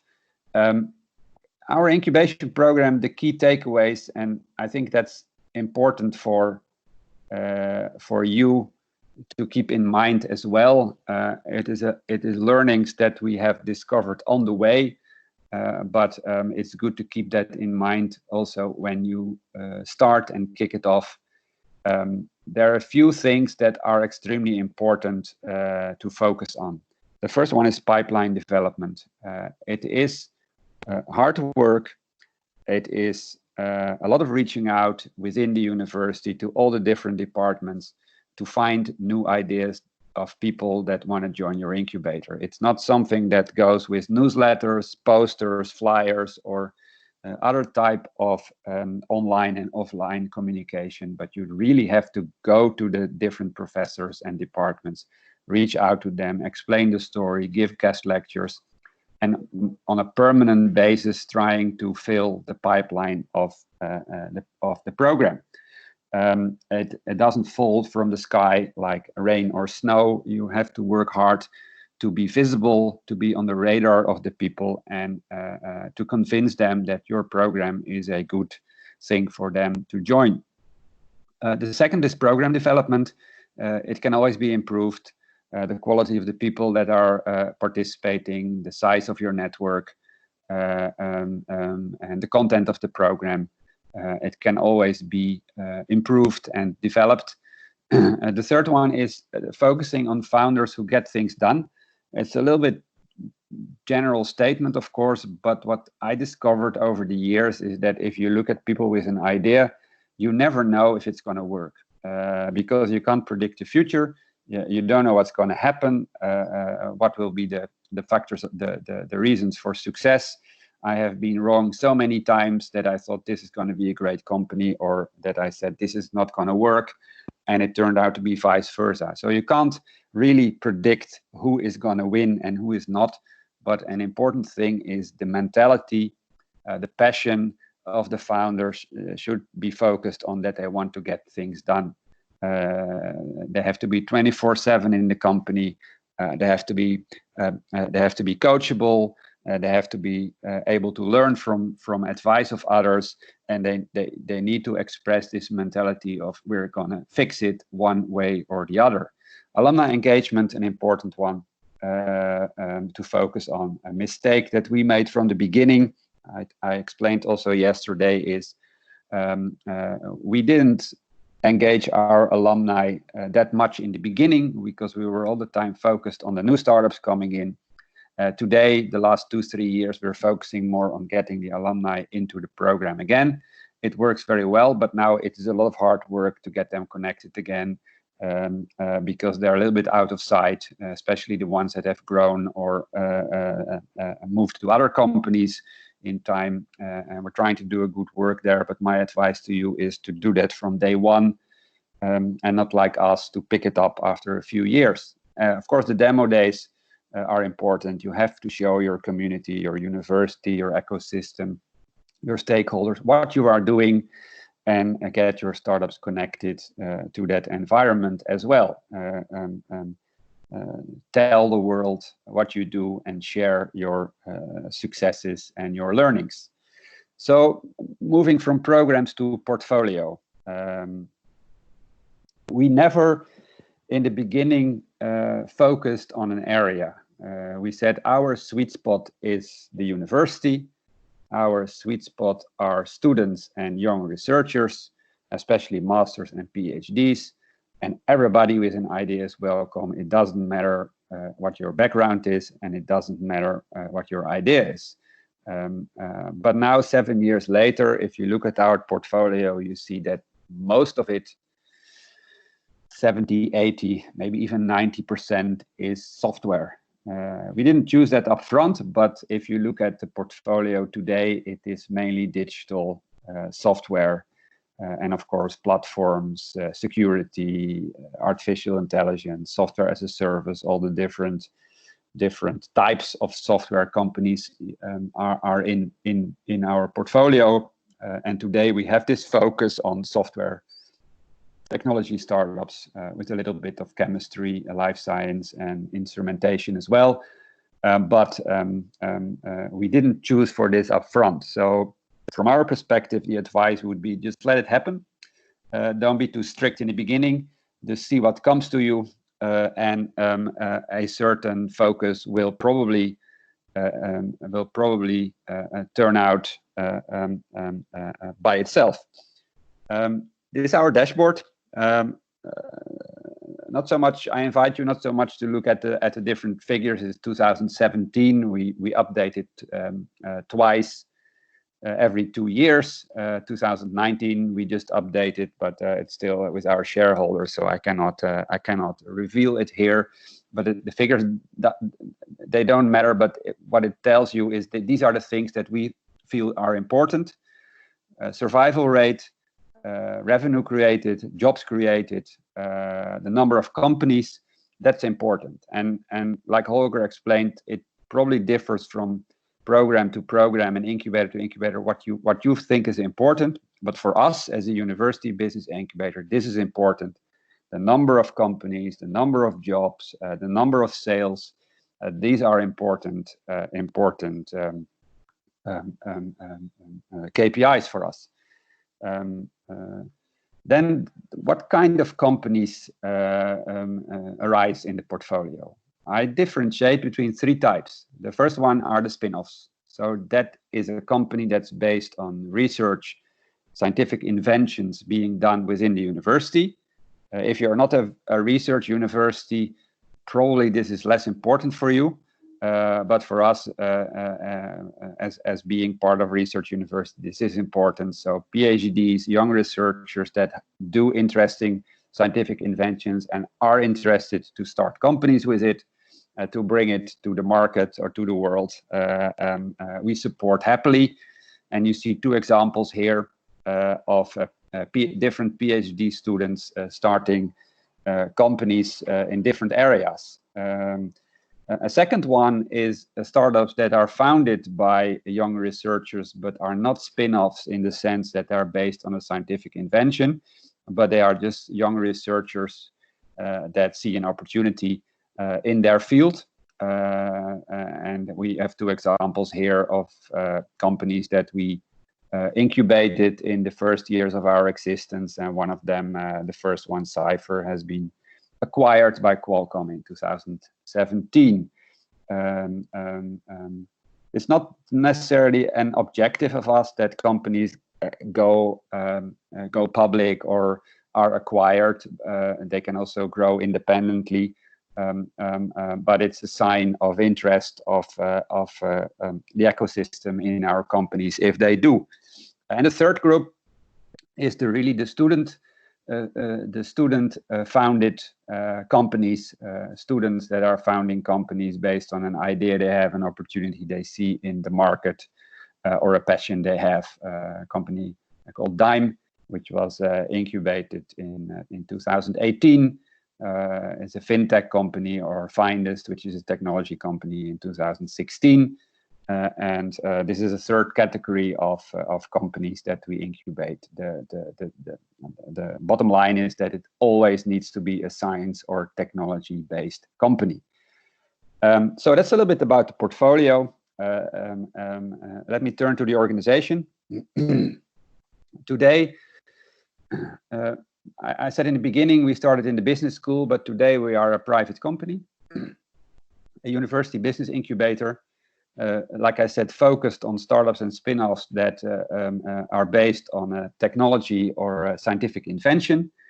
And we are owned by multiple universities and medical centers, and each of them have shares in the company. And for the shareholders, we deliver value by offering the programs and selecting, bringing in their ideas and their students and researchers into the incubation program. So this is how we are organized. We're organized as a company ourselves, practice what you preach, and multiple university organization. The key roles in the team, we have a mean and lean team. We don't have many people in the team, and we have 4 different roles in that team.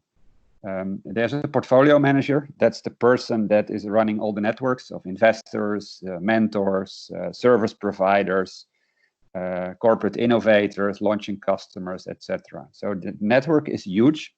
It consists of hundreds of people, and this network needs to be managed and create value for the startups in our program. And someone is fully dedicated to do that. The second role is a program manager. That's the person that's responsible for organizing all the programs, the courses, the workshops, the meetups, the demo days, explore programs. All the programs that we offer are run by this person, this role in the team. A third one is marketing, communication, just shouting to the world what we are doing, running our social media, but also in touch with all the communication people within the university, and spreading the word of what we do. And the fourth role, I think very important role to keep in mind and also to consider from the very beginning, is the startup scouting person. the person that is working on the pipeline and the pipeline development, doing nothing else than reaching out to the universities, walking around, going to events, speaking in classes, and trying to scout as many startup ideas as possible. Next to the different roles in the team, we have coaches. And for us, coaches and mentors are two different things. For us, coaches are people that are employed and paid by the incubator to provide training, skills, and knowledge to the startups in the form of coaching sessions, in the form of workshops, whatever format you choose. But the people are hired by the team, paid to do this, often on a part-time basis. And we focus here on business development, financials, and sales. That's a choice. You can focus on other areas as well, but these are the coaches that we have in place and that we work with, and are experienced people that are hired by us to provide these in these areas their knowledge and expertise. Mentors, on the other hand, very, very important, but mentors in our case, and I see that often in other incubators as well, do it on a voluntary basis. So they are not paid. They like to be, and they have time to use their experience as CEO of a company, as an experienced investor, as a serial entrepreneur, or whatever reason they have or experience they have and would like to bring in to the incubator to help startups on their journey to success. You can call them the papas and the mamas of the startups if you like. And we have now about 60. It's something that we have built over the years. A lot of them are alumni of the universities. And we match them with the startups, and the startups can reach out to them whenever they like. They're on our website. You can also see them there, who they are. So coaches and mentors, very, very important for us. Advisory board is something we established from the beginning, to have an advisory board of professors, academics, dean of a business school, dean of a faculty, professor of medical science, of physics, entrepreneurship, and a couple of big investors and entrepreneurs. And we have really big ones, like founders of very big companies, like Amsterdam-based companies like TomTom, the navigation company, or Picnic, a digital supermarket. And these people are not only our advisors, so to bring the outside world in the university, but also our ambassadors, and spread the word and help us to grow the incubator program and improve the quality of that. Advisory board, very important. I said we started at the attic of astronomy 6-7 years ago.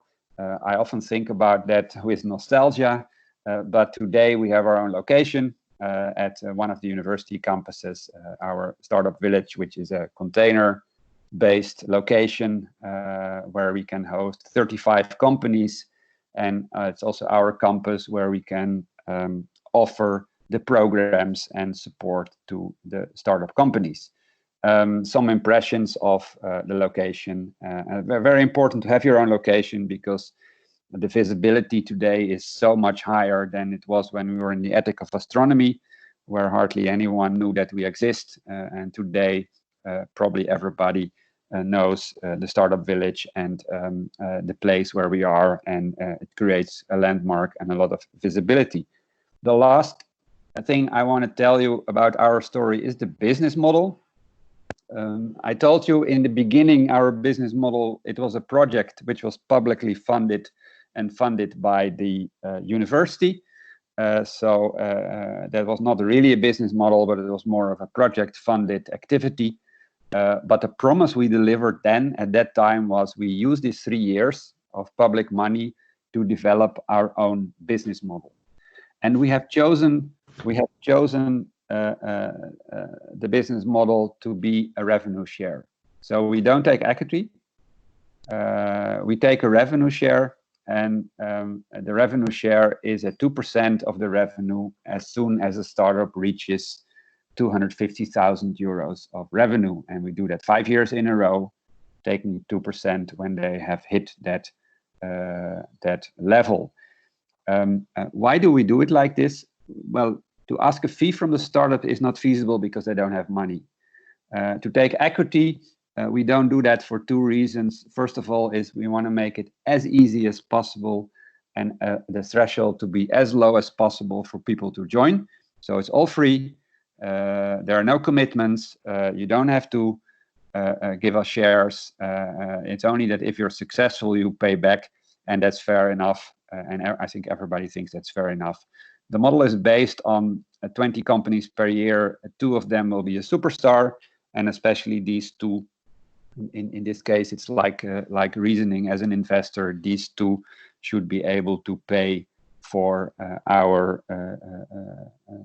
incubator costs. This is the model that we have established and decided after 3 years in the project and introduced in 2017.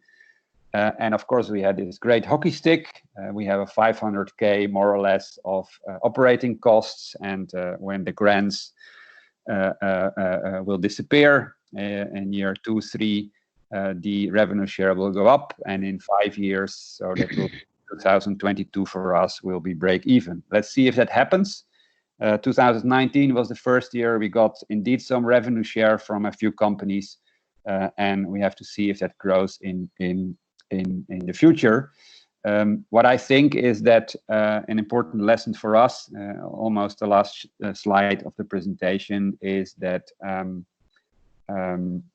we were way too optimistic. We have calculated these figures, and once again, the figures are not so important, but as you can see, maturity of the incubator means more startups that exist a longer time, that create big revenue. Some of them maybe exit, and the revenue share for us will go up and up and up, and will be very, very, very, very profitable very soon.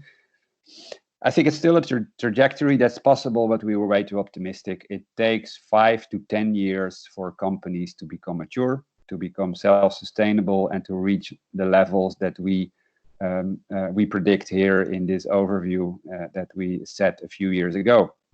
So it takes more time. And so you have to think of multiple revenue streams in the meantime.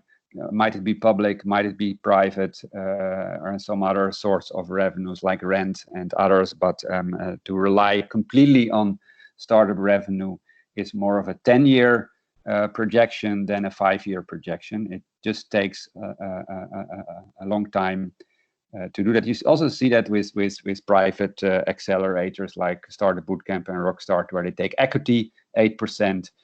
Now they exist for 10 years, some of them, and you see that it slowly starts paying out, but you have to bridge at least these 10 years to become completely reliant on your own business model, is my experience. Okay, so we also joined UBI Global Rankings. Some of the KPIs more important for us than others. We did that 2 years ago for the first time. We thought we were mature enough, and this is our score today. We're a little bit above global average according to UBI. It's great to benchmark yourself, not so much to win the game or to become the best, because it's apples and pears, to comparing apples and pears to some extent as well. But it gives you a great benchmark. It gives you feedback on where you can improve, and also communicate with your stakeholders in your own ecosystem, like my shareholders at the city and other stakeholders, where we are and how we are improving, and where we want to be. Of course, we're now, as you can see, above global average with our 44 points, and we want to go to global top average, which we said we want to be in 5 to 6 years from now, being with the best 10% performing programs in the world. So that's a nice ambition and target for us to have, but it gives you a little bit of a insight in the dashboard that we got from joining the UBI program in 2017 for the first time, and in 2019 for the second time. So last slide from my side is what I can advise you to do. Choose a sweet spot. So where you want to be, which is the target group you are focusing on. Ours was not a vertical. It was not agriculture, tourism, or financial technology, or any other vertical. Ours was the university, and within the university, masters and PhDs. That was our sweet spot, and that's what we focus on, and that's from the beginning that we put all our attention to. And I think that is good to choose such a sweet spot that enables you to focus your time and activities and resources to that. We started mean and lean, and start also mean and lean. Discover what works and what doesn't work. You cannot predict upfront what will be successful and what not. You have like a startup company just to try and find out what works, and maybe pivot if your original ideas do not work as planned, and try to do it differently. So the project approach in the beginning, lean and mean, is a good one. To have a space is great. You need a space. You need office space, training space, a co-working space, but it's not enough. Just to open a space is not enough. You need to deliver content in the space. You need to have mentors, training programs, events in the space, so that there's really a lively community being created, and you have the feeling that this is a place to be, and space is not enough. Mentor driven is important. Try to get as many mentors around your program as possible, as an opportunity for the startups to get connected to learn from, and to get into their networks. And the mentor pool is also something you can permanently work on to improve the quality of that. Critical mass, it's a numbers game. So the more, the better. And if you're selective, that's good, because you cannot allow everyone to come in. Although we have these discussions sometimes with our advisory board, who says you should let everyone in that applies, but we can't do that anymore. But it is a numbers game, so you need a critical mass, and there can be a reason to cooperate with others and say, let's form a critical mass together. But you need a lot of numbers coming in. It's a numbers game. Be patient. It takes time to grow a company. It takes time to grow an incubator. Of course, you have a short deadlines of the next month or the next year or the next 2 years. But in the end, to become a mature addition to the ecosystem, you should think more in terms of 5 to 10 years than 1 to 2 years. So that's my advice to you. And that's also what I wanted to share with you. And of course, I'm happy to answer any question that you have. Thank you, Eric. There's a lot of questions actually coming in, Eric, while you were talking on the chat. So yeah, so there's a bit of you, and I've noted them down. So I'll just go through them so you have a bit of an idea of what we spoke about. The first one was from Fatma, who asked about the alumni network and how they have been used by ACE. So we had a discussion on how you can use it in the chat, but it would be good to hear your story on how they're actually involved. Yes. Are they investors or mentors, or what type of involvement do they have? May I take a moment, please? This question arises because while Eric was explaining, he mentioned that at the beginning they had not a good involvement or didn't approach properly to the alumni. And then after this, they revised their approach toward them. Thank you. Yeah. I think there are two ways to look at it. First is the alumni of the program. So the startups that graduated from the program. And secondly, the alumni of the university, which is a different group. And we approached the alumni of the university to become a mentor in the program. So we reached out to the alumni offices of the university and say, you have magazines or newsletters or events for alumni in general. Can we also post their messages about our incubator and call alumni to become a mentor in the incubator? And they did. It needed some convincing, but finally they did. And we recruited a lot of mentors for the startups from that alumni pool. And that's one. And the second is the alumni of the program, so the founders. And there we made a mistake of not keeping in touch with them after the graduation. We had our first, second, and first 2-3 years of startups. And then when they graduated from the program, we lost contact. And that was actually a pity, because some of them became very interesting companies.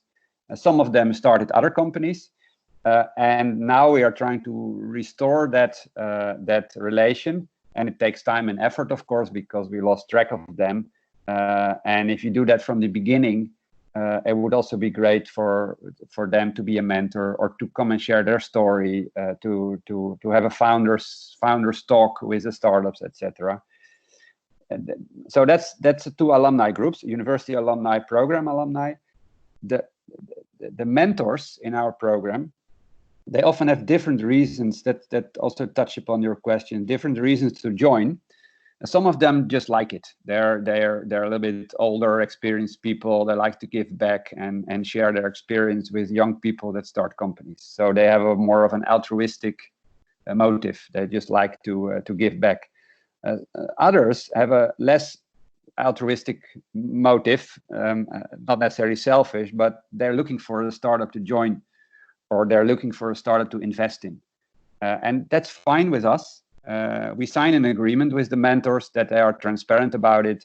But if you're looking for a startup to invest in, or you're looking for a startup to join, it's fine.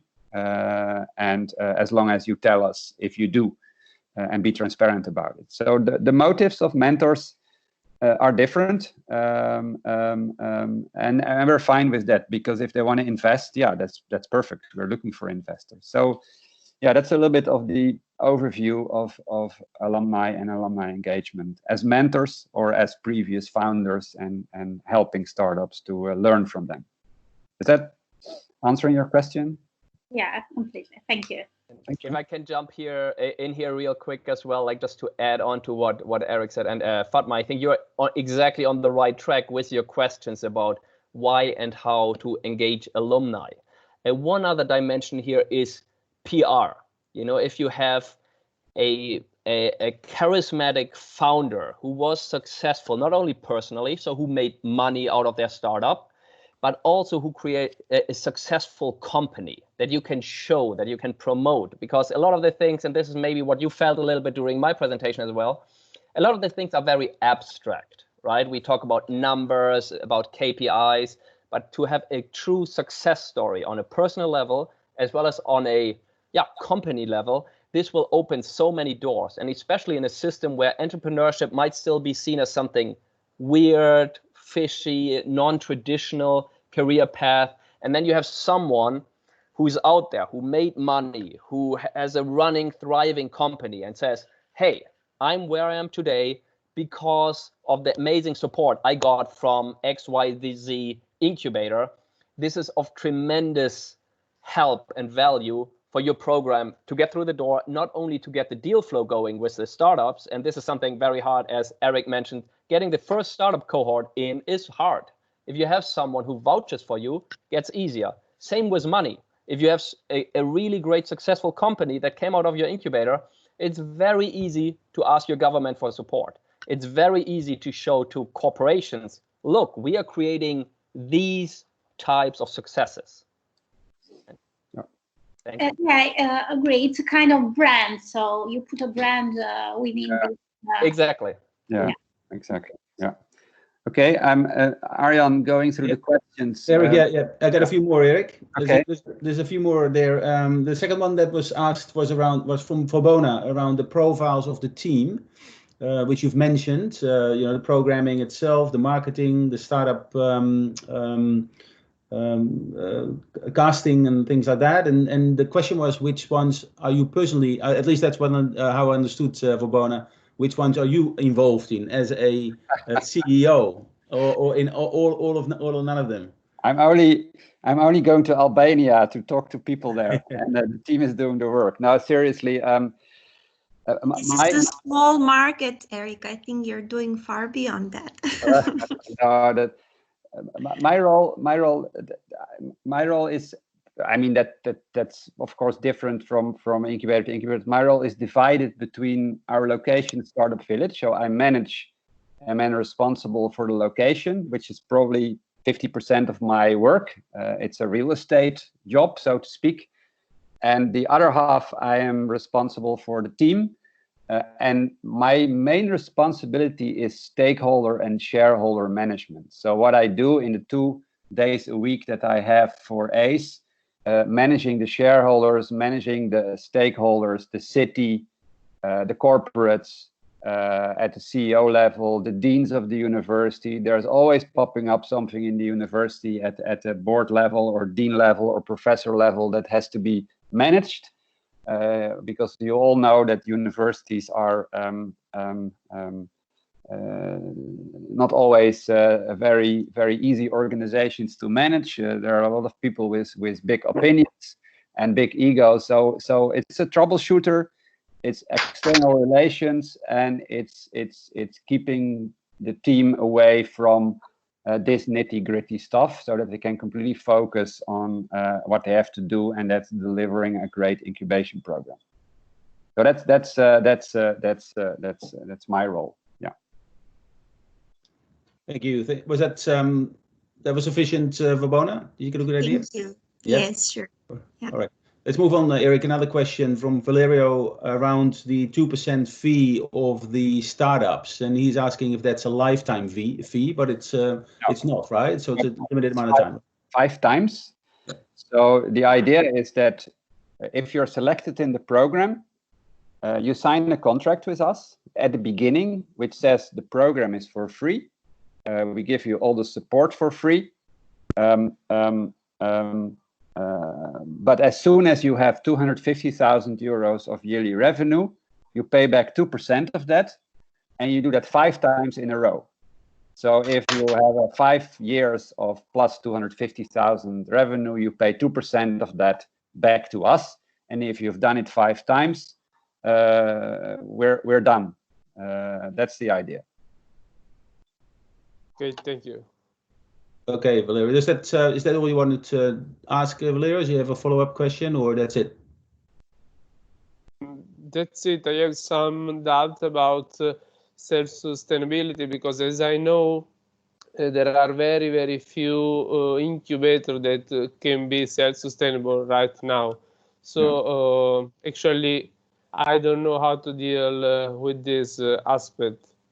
Yeah, I mean, you're completely right. If I look in the Netherlands, I mean, you have private accelerators, incubators that have their own business model, but some of them also got public funding to do project or program.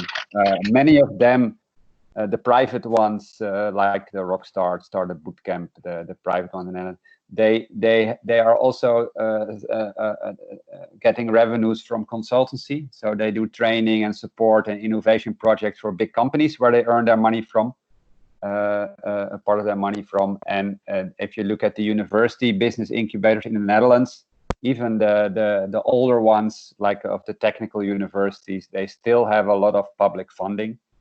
So I think we have to be also realistic together, that running an incubator in a university and also targeting very, very early stage ideas where the risk of failure is very high, you probably need multiple revenue streams. I mean, it's good to have your business model like we have the revenue share, but we definitely will need for a very long time, unless we're lucky with 1 or 2 very big successes, other forms of revenue as well. So that's where we also go into corporate partnerships. We look for big companies who are interested in the innovations to work with us. The university is paying a little bit as well. Sometimes the city is doing things, the national government. We're looking more and more at the EU. So to be realistic, it's a nice story to have this great equity or revenue share business model, but I haven't seen in Europe many examples of completely profitable university business incubators yet. So your point is very valid.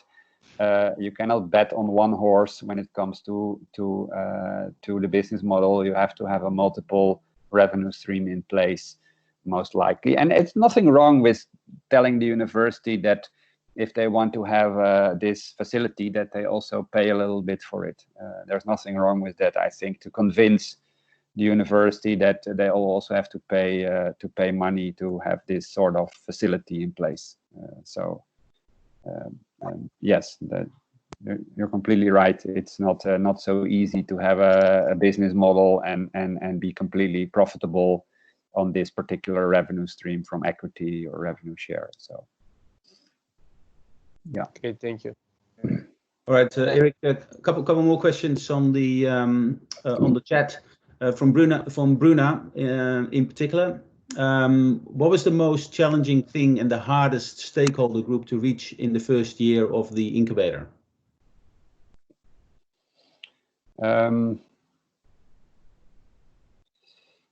I think the most difficult one was at the department level of the university.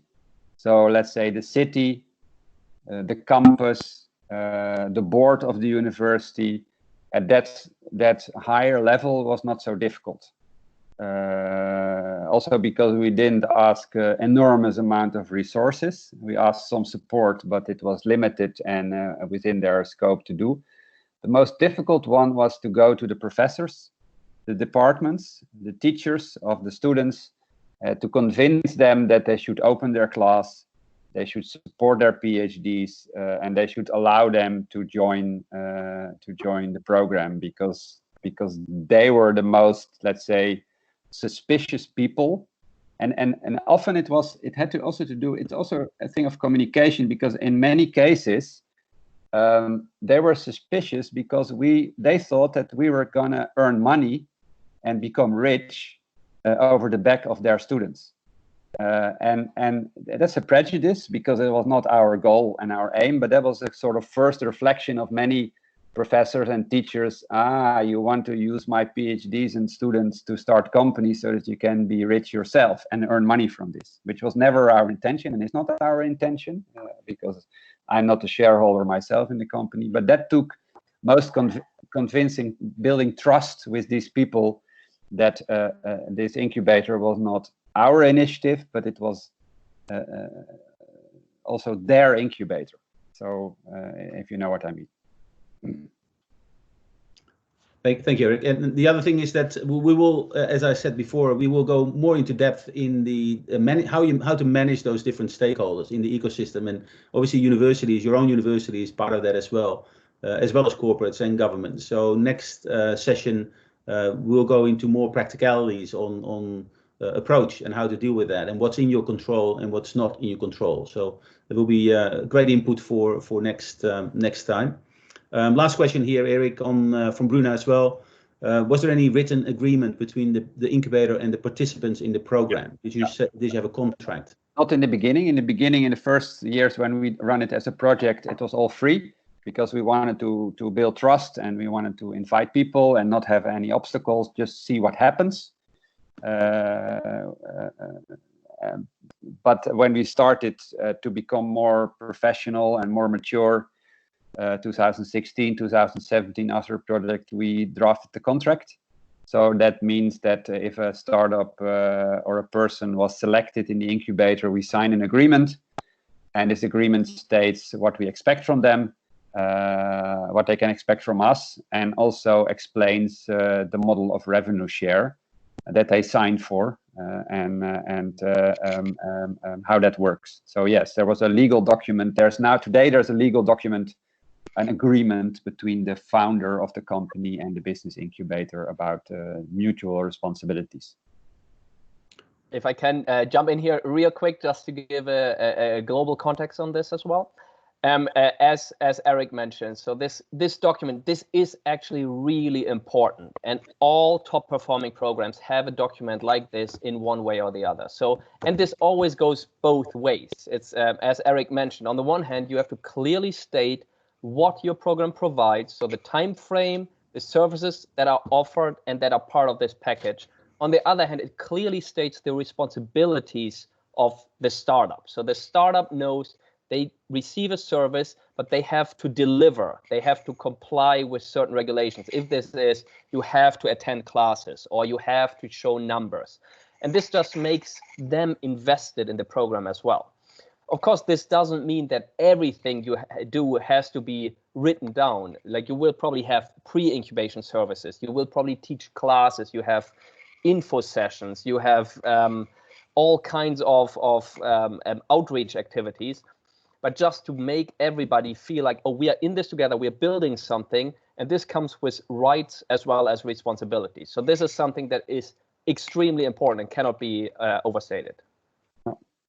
So I think, and it's also important because during the journey of the startup, when it matures, it will also, in many cases, get connected to other parts of the ecosystem. For example, they join a private accelerator. We had quite a number of startups that were invited for Rockstar Startup Bootcamp, or investors pick them up. And then this contract sometimes is also uncomfortable for the investor or for the private accelerator that takes equity. And then you can always fall back together with the startups in looking at that and how we can solve that. So I had many discussions. Eric, we have this contract, we have an investor that's interested in us, but they have problems with a few clauses in our contracts. How can we deal with that? And then we have a discussion about it, and it's clear to everybody what needs to be discussed, because you'll see that when the startup matures and you have nothing in the agreement, yeah, you have no right or no reason to claim anything. So it is a professional relation you have. It's not something like a free ride or a free lunch, because these things don't exist. You have to be clear to it, or this is a serious business. We're not doing this as a fun exercise. We're serious from both sides. We want to build a great company with you, and we are serious in that, and we expect you to be serious as well. Thanks, Eric. Yeah, from my end, I've seen from we had a model where we took equity in the incubator, and there were a lot of issues with that, particularly with follow-up investments, like Eric said. And I think in that sense, revenue share is probably more is an easier barrier to overcome than if you have to deal with equity that gets diluted over time, for example. And investors are very hesitant to pick up a company that has arrangements that include accelerators taking equity from their startups early on. So the whole legal side of this is quite interesting. And I think, Eric, we can say that there might be some templates we'll be able to share with them in terms of the contracts that we have in place at ACE, right? Yeah. Yeah. Of course. So we'll do that as well. I think we're at the end of Eric's presentation. I think it's fantastic, Eric. Thanks for sharing, and thanks also for all the questions. Happy to take more, obviously, either after this via email or in chat. What I'd like to do now is just go to the final presentations. It's 15 minutes, and it's probably the time that I need to go through the last bit of this masterclass. And that is a view of my experiences with Cicada Innovations, which was an incubator, still is an incubator in Sydney. And also, it probably highlights also some of the things that we approached in similar ways as ACE does currently in Amsterdam. But also it highlights a few differences in approach. And it kind of shows that there's choices to be made, I guess, in terms of how you set up your incubator and the ways that you can do that. And there's no right or wrong things, a choice in that. So I'll bring up my screen and take you through a few slides, and I'll do it quite rapidly because we're at the end of the session. So the way I thought I'd do this is to quickly show you what Cicada Innovations was about. So first of all, it was recognized as one of the top incubators in the world according to INBIA, which is the International Business Innovation Association. Almost similar to UBI, it was assessing incubators worldwide on their performance. They had a KPI structure very similar to UBI. And Sydney incubator, Cicada, actually won the category Best Incubator twice. In 2018 when I was there, and also in 2014. And you can see me here, the tall guy on the right hand side, taller and less grey than what I am today, unfortunately. It's only been a couple of years ago.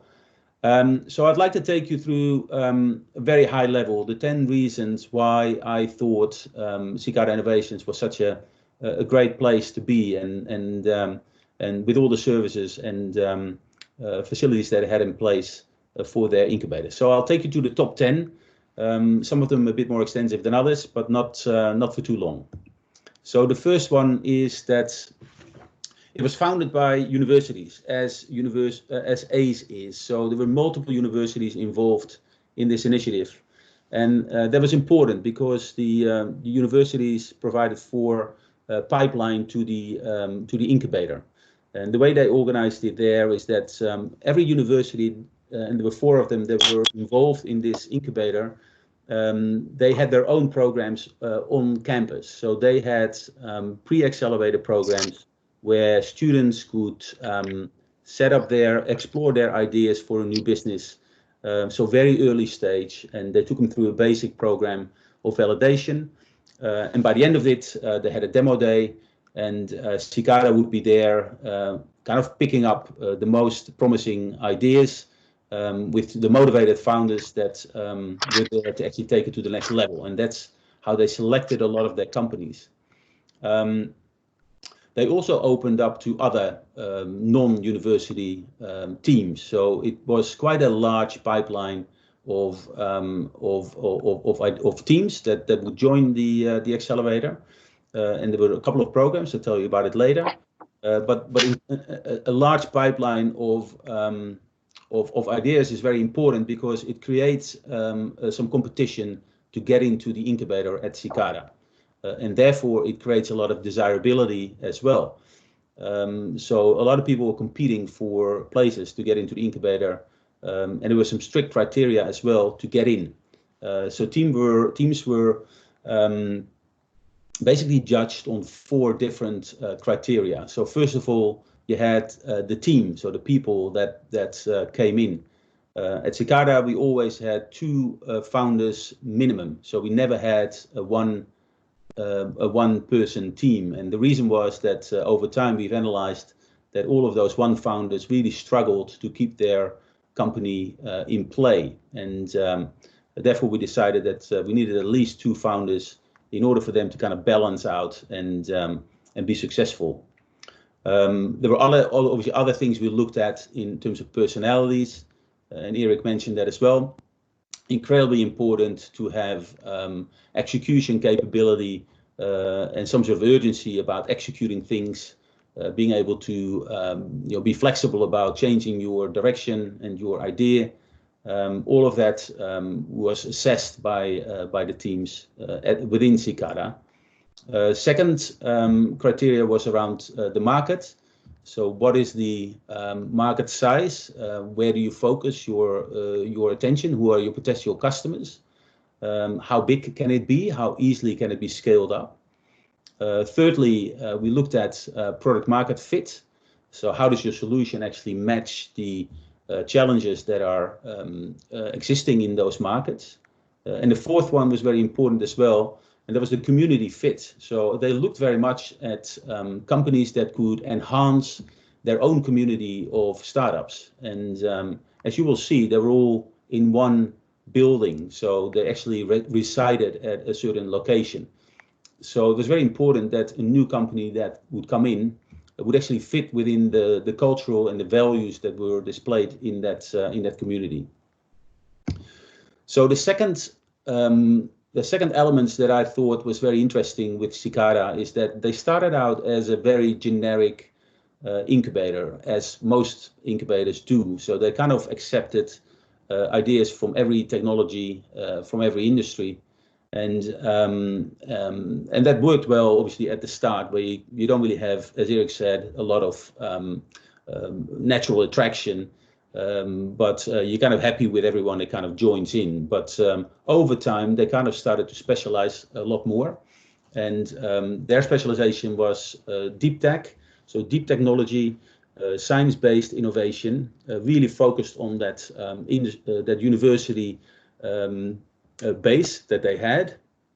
So it was all about very complex technologies like robotics, artificial intelligence, a lot of medical technologies that were not easily replicated in market. So there were kind of unique intellectual property underneath it.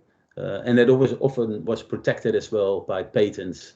So we had a lot of lawyers who worked with us to protect those ideas. There was a lot of IP-driven companies that joined the incubator. Now, even further, before I left, we started to specialize into 2 different industries. So we had programs for medical technologies, and we had programs for agriculture technologies. So medtech and agtech were the 2 key focus areas that Cicada wanted to excel in.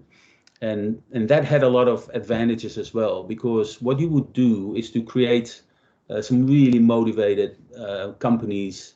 And not only that, also the stakeholders were involved in medical technologies, for example, had often a personal interest in seeing companies succeed because they were working in a corporate that was aligned with that, or if they're an angel investor, were passionate about that particular topic. So we noticed that by clustering and focusing on certain specific areas, we created a really highly motivated, dynamic community around the programs that Cicada was providing. So again, specialization over time, I think, is something that you should keep in mind. Now, the third point that I wanted to point it out to you is that they had a very long view of support. So again, through the partnerships with universities, they really saw some early stage ideas through their own programs in medtech and agtech. They could develop those ideas into viable products and actually connect them to potential customers through their corporate networks, for example. And then after the programs, which were accelerated programs in medtech and agtech, they would pick the few really promising businesses, and they would offer long-term support for those companies. In Australia, they call that the incubator, so it's kind of the long-term support at a later stage. So it's slightly different from the definitions that Holger put forward. But the idea is the same. They wanted to stay with those companies and really provide them with long-term support all the way basically to the exit. And for most companies in deep tech, that journey could take up to 10 years. The average was 9 years to go from idea to exit for most medtech companies. Now, they had a model where they took equity, and the great thing about deep tech is if there is an exit, it's a very large one. So an example, when I was there, there was an exit from a company called Elastogen. They made solutions where they injected protein into stretch marks for and scarves for people that were affected. And that company was bought by Allergen, the makers of Botox, and they bought it for about $500 million, so $500 million exit. And the accelerator, obviously, the incubator, Cicada, had quite a good share in that. So that was obviously their way of making their money back, and they were quite successful in that. All right, speeding up a little bit. The difference with Cicada as well, that they had dedicated internal mentors. So those were people, and I was one of them. I was actually leading that team that would be assigned to a company, and they were almost like an addition to the executive board of a startup, because they would have their interest be aligned with the startup. They would also benefit from potential exits down the road. So there was a point system where mentors benefited individually of exits that would take place potentially years later. So that was a very interesting model. And their role was really to make sure that there was consistency, that there was focus, that priorities would be made timely, and the role was really to kind of make sure that the right KPIs were in place for the company to function, and also not to jump from one thing to another. So they would often, the role for the mentor was really to kind of keep them on track with what they're trying to achieve. So that was a very important role. And the other role was that those internal mentors also facilitated a lot of connections with the outside world. So whether it was an investor or whether it was certain services and coaches, they would basically be the ones that would introduce them. And again, consistency of someone that is involved in the day-to-day business almost is incredibly important. So the fifth point is around the support network of quality mentors, external mentors, and service providers. So this is where the coaches come in, where the companies like accounting firms, for example, come in to help startups with their accounting and financial modeling. Here is where the lawyers come in to advise on IP, and those services were often were offered pro bono. So those companies that were involved really looked at it as an opportunity to get involved early with potentially successful companies later on. So we kind of see it as a business development activity to get involved with those early startups. Now, Holger already mentioned that the culture of giving back is incredibly important. So pay it forward model, where alumni get involved, give back to the community that they started with, was one of the ways that Cicada implemented that pay it forward model. Another way they did that is, and it relates to the business model, which was also based on rent. So the startups that were selected actually had an office in the building, which I'll show you later. So they paid a rental, they paid rent for that. But if you would come in without any sort of assets or cash, you would hardly pay any rent. Yeah, it could be either zero or just a tiny little bit. And the longer you stayed in the building, the higher your rent became. So basically, the long-term residents were funding the startups that would come into the building, and that was a great way to kind of make it a very low barrier for startups to join the incubator. We would also encourage then companies that would really grow fast, and we had like a benchmark that they couldn't grow larger than 200 square meters of office space. That's when they were asked to graduate from the incubator and make place for new companies. All right, so the seventh point is the vibrant community. Just 5 more minutes, I think. I'm running a little bit over time, but I do want to get through this quickly. Events and activities, and we spoke about it last masterclass, are incredibly important. Just a few examples of Cicada. Probably the most standout event that they had, and the purpose was to involve both the leaders in corporates as well as high-profile individuals in government into an event which was basically based on the Nobel dinner in Stockholm, where we would really have a celebration of science-based innovation. So all of the best practices, our standout companies would feature there. It would be a dinner, so a gala dinner, and everyone loved that event because it was kind of the top ticket in town. Once a year, everyone would dress up and join that gala event. Again, wine and dine your potential sponsors, a great way to get them involved. More practically, there were a lot of knowledge sessions where companies would share their experience. We had a C-suite dinner for executives, CEOs, where they could, in a very safe environment, share experiences with other CEOs of startups. And a lot of it was around mental health, the pressures of being a CEO in a startup company. Again, a safe environment that Cicada facilitated for executives to talk amongst themselves and get some support. All right, so the last few bits are, this was the space which was incredibly important, and it kind of shows that a landmark location, and this was a large one. There were about 60 companies there who had office space, who could use labs, both dry and wet labs were there for scientific experiments. There was a maker space, there were co-working spaces. So it really kind of an all-service environment, and companies would pay for that as well. So we had, if you go back to the business model, on top of paying rent for office space, they could pay for services like accounting services, for recruitment services. So think about ways, I guess, that you can help and charge companies that are already beyond the startup phase to add value to their business. All right, the last two I'm gonna go through quickly because these are really will be topics for next masterclass.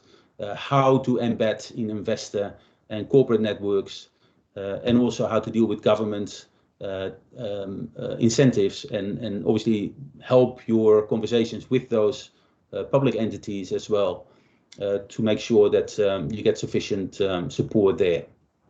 All right, so the last one, obviously, entrepreneurs are at the core of your activities. Anything you do is to support them. All of the mindset, the cultural initiatives, the infrastructure is in the end is to support those entrepreneurs that are coming through your programs, and that's where you need to inspire. So that's what I want to leave you with. We're quite on time, but I'll give you a little bit of time to ask some questions if there are any at this point in time.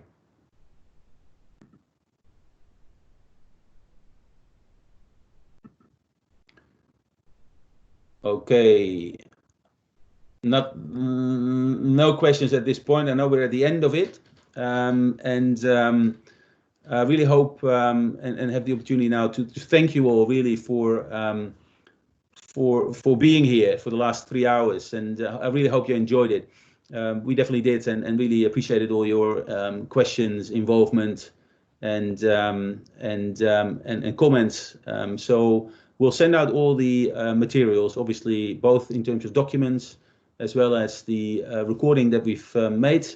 We'll get that to you probably tomorrow, the latest. And also one more time to remind you that it's possible to book an appointment. So I'll send you the links again. If you haven't done so, please do that and book something in with us, with Eric and I for this week. Thanks, Holger, so much for being with us over the last couple of days. It's been amazing to learn more about UBI, and also thanks to Vobona and GIZ to make this all happen, and Stefan for your help as well. So thanks all. We'll close it off and wish you a fantastic day, and we'll be in touch. Thank you so much, everybody. Thank you. Yeah, Thank you. feel free to reach out anytime. Thank you. Bye. Ciao, ciao. Thank you. Bye. Thank you. Bye. Great day ahead, all of you. Yeah, thank you. Stay healthy. Thank you.